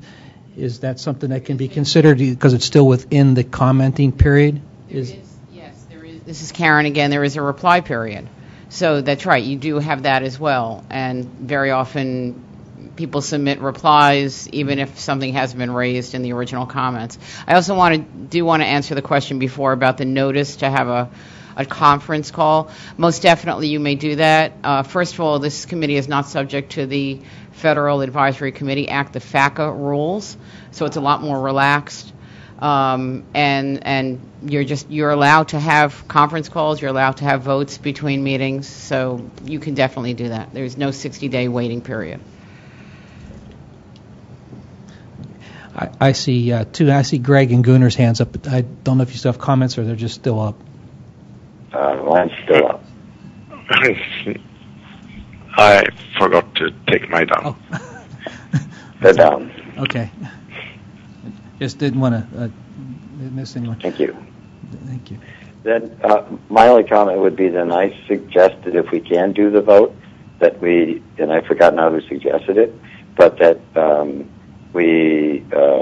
some of the people get together and figure out what the non-consensus language or something should be. In fairness to Matt, if we just left the language as it is right now and just wrote there's no consensus on this, it would only present one of the two choices. I think if we go and come up with the language and then get together and do a vote in a 1 hour phone call or something a week from now, we could still turn it in by the 11th. If a miracle happens and consensus language comes up, that's great, but at least we have some cogent statement about the fact that there isn't consensus on these 2 points. And then we can post it, do a quick vote and be done.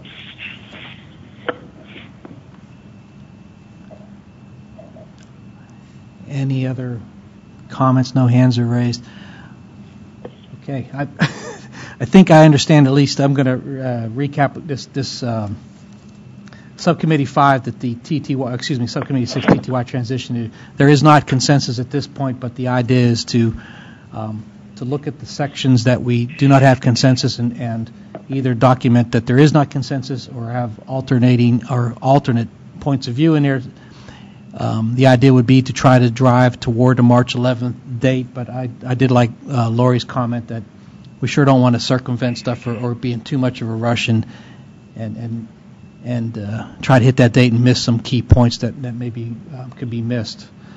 So I think the next step is really going back to the subcommittee chairs with input from those who have some comments, and maybe you already have or not, and have those areas reviewed one more time. So I think we're not going to have a vote on the TTY transition issue today, and we're not going to promote that into the approval step at this point. We'll come back and visit these 3 subcommittees again here in about another 20 minutes, because I know we want to come back with some review of the other 2 groups. But we did have subcommittee number 7 patiently waiting on the line today, and I believe Dawn is going to give us an update, but I believe you're going to be very brief. Dawn? Yes. Hi. Thank you, David. Yeah, I plan to be brief. Subcommittee 7 is not submitting its document to the full committee at this point.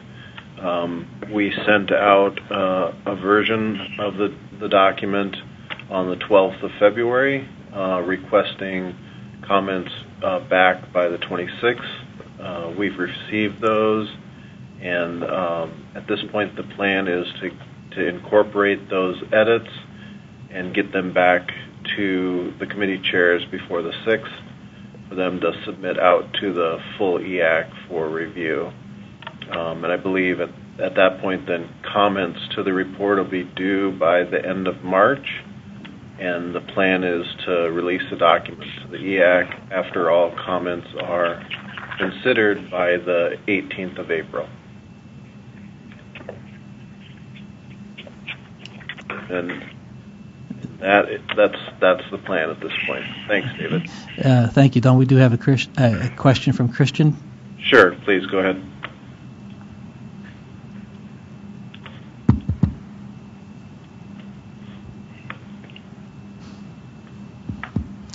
Hi, this is Christian speaking.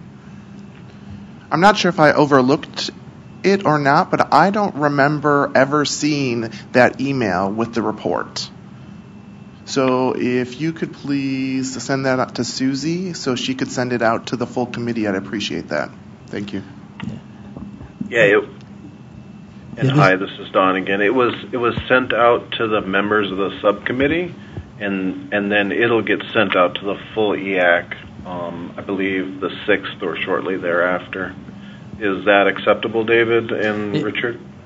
Right. Yeah, just to clarify, this is still at the subcommittee level, and they are getting some comments back.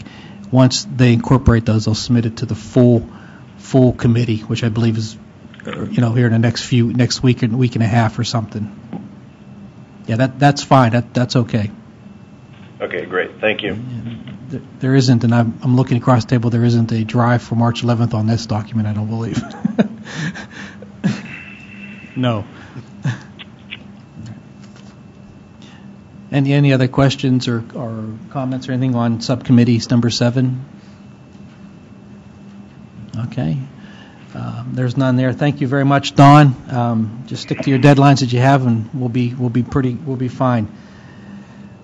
I'm going to skip right now just to go to the call for public comment, and then we'll come back to some next steps there. So, are there any public comments?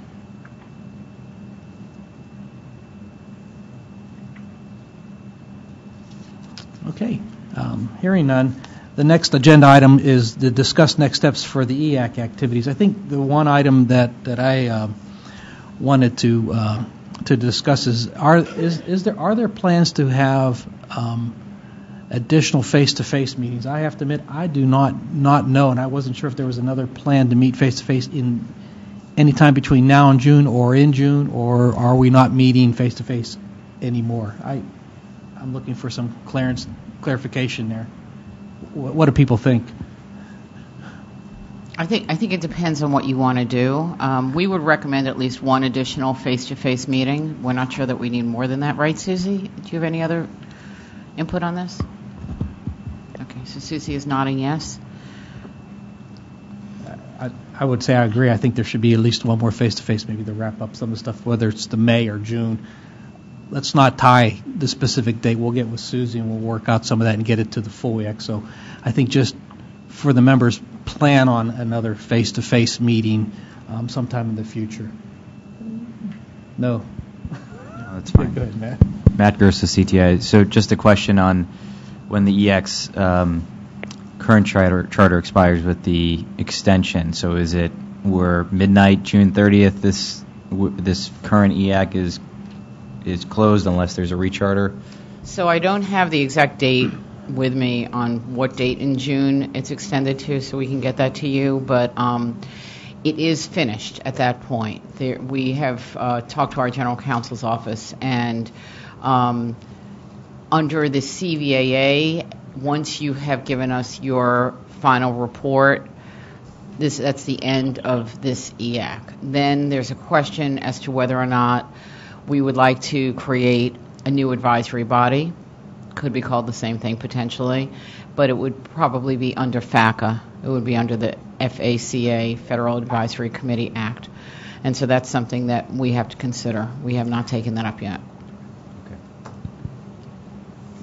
Go ahead, Matt. Matt with CTIA. I guess once we know the date that this EAC ends, I would suggest holding this is going to be the last meeting around that date. So a few days before it, sometime around that, I think would be helpful, sort of as a final gathering. Okay, I think that we can talk about it. I think there are benefits and disadvantages to holding it too close to the end. It depends maybe on what work you have left and whether or not you consider an in-person meeting to be more important, a little bit further in to leave time to finish your work. It's really going to be up to you and what you think is best. Yeah, but we do agree with that one additional meeting is necessary in person. Right. So if you'll send us that end date, then we'll get with Susie. Maybe and Susie, Richard, do you have it? About a reasonable time. Good, Susie. I'm pretty sure it's the 14th of June, and it was extended 6 months. So the new expiration date is June 14th. So it was supposed to, just to clarify, it was supposed to expire January 14th or just, okay. Correct. January 14th. Mm-hmm. Okay. Thank you. Susie, Richard will get in touch with each other to work on face-to-face, and we'll throw out a couple of fillers and stuff. So, again, just plan to have one additional face-to-face meeting. If there's some discussion on additional meetings, I think we can handle that through email and some discussion. All right. I want to kind of go back to the beginning of the day a little bit, not all the way to the very beginning, but we have had two reports that we talked about earlier. We wanted to send an email out, find out if there was some agreement on these two reports, and then kind of, again, discuss those at the full EAC if we're ready to move those reports to the final steps and have those submitted by March 11th. So the first one I have is the Subcommittee 1 recommendation that deals with text to 911. I don't know if, Susie, if you got any emails saying that there's anybody who just absolutely opposes consensus of the document or has some concerns about it. Yeah, this is Susie speaking. I only got one email, and it was regarding the TTY transition report. And there was no dissension about the other two reports.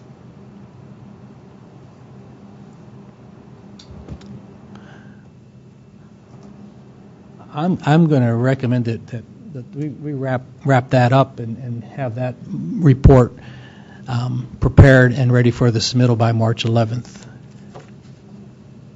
So we're going to make that as that one there. So let's say that one's approved. That document's done, and it'll be submitted by March 11th. I don't think we have to wait till March 11th, so sometime before that. So just want to make sure that Susie, Richard, and I have one more look at that document, not to make any changes, but just to make sure we take a glance at that. So we'll do that. The other one was Subcommittee number 3, the Media Communications and Line Services. The same questions apply. I think Susie had already answered. There were no questions about it. I'm going to recommend again on this document that we go ahead and approve this document and move it to completion and have it as part of the submittal for March 11th as well. Is any additional comments from anyone?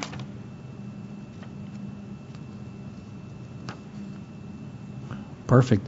So just to recap, Subcommittee 1 and Subcommittee 3 reports are done. Susie, Richard, and I just want to make sure we have a copy of what we're looking to submit and take a quick glance at over. There's not making any changes. I just want to just look it over. That's all.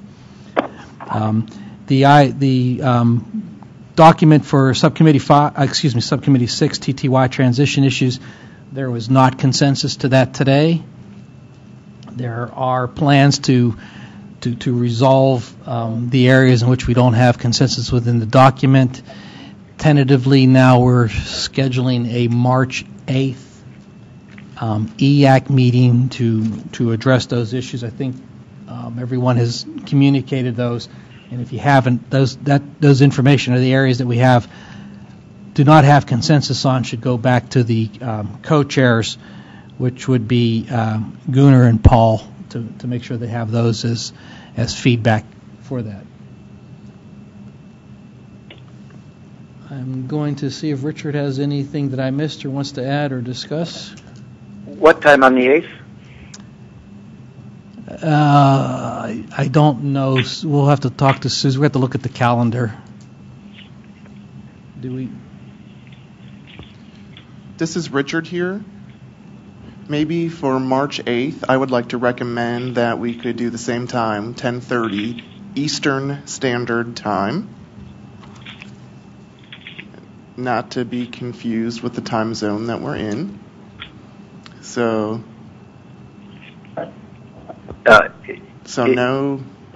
we'll leave it the same. So we'll have a meeting on March 8th if we decide to go ahead and have a meeting in regards to the report for Subcommittee number 6, which is the TTY transition.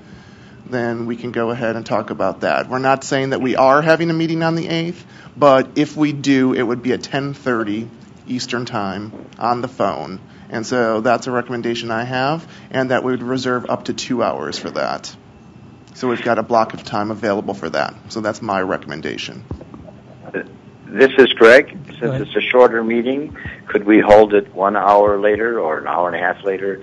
As it is, it overlaps another international standards meeting, and so that makes it difficult. But if we could shift it back by 1 hour later or an hour and a half later, that would be wonderful.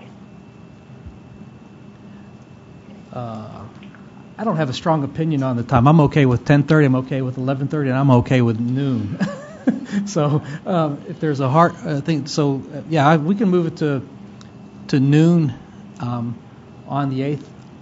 Is there any objection to that date time? All right, let's put out a notice that'll be the 8th at noon. I don't think we'll need more than about an hour. We'll schedule an hour and a half, but I think we'll be able to knock this out even a lot quicker than that. I'm sorry, go ahead. Donna, you had a comment? This is Donna speaking. I'm a little confused. Is this a phone meeting that's taking place on March 8th at 10:30 Eastern time?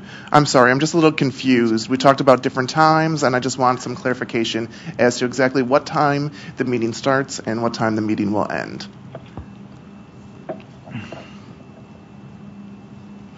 I was suggesting initially, this is Richard speaking, 10:30.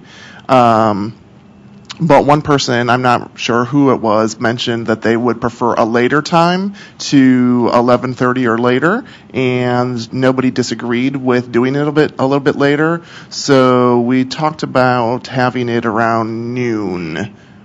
And again, nothing is set in stone as of yet because this meeting isn't officially taking place, but if it were to take place, that's the time that it would take place.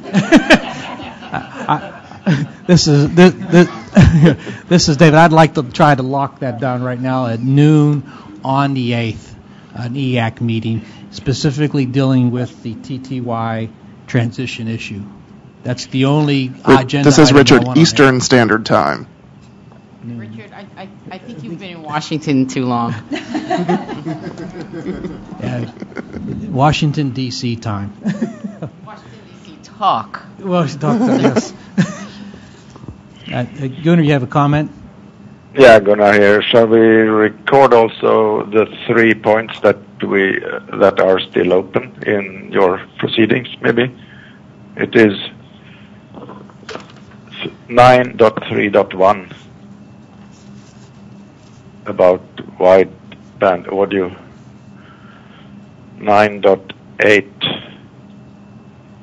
about interop, and 13.q about dropping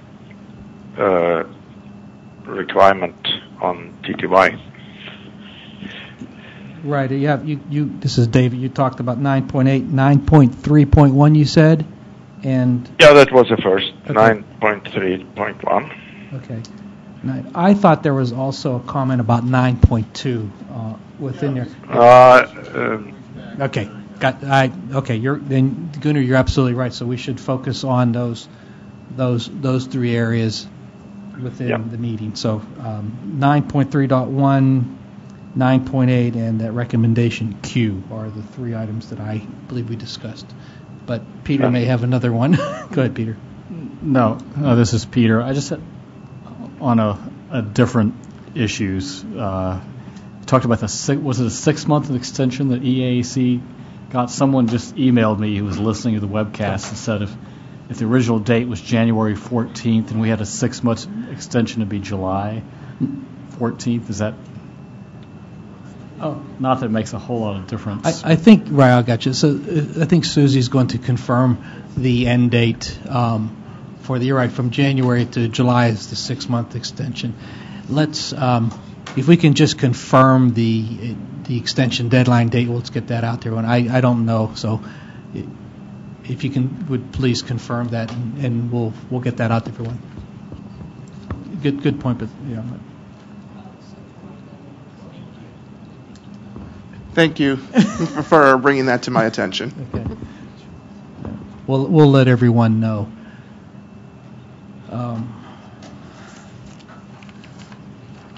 I do not show any additional information or agenda items. And we have 6 minutes to spare. I'd like to thank everyone. Again, I want to thank Avaya for the drinks and breakfast and the lunch and stuff. So again, thank you to Avaya. I also want to again thank the subcommittee chairs, the subcommittee members, the EAC members for really engaging in the conversation on these items and stuff, so I didn't want to leave anyone out. But thank you again very much. Have a great weekend. We will talk to everyone on March 8th. Thank you.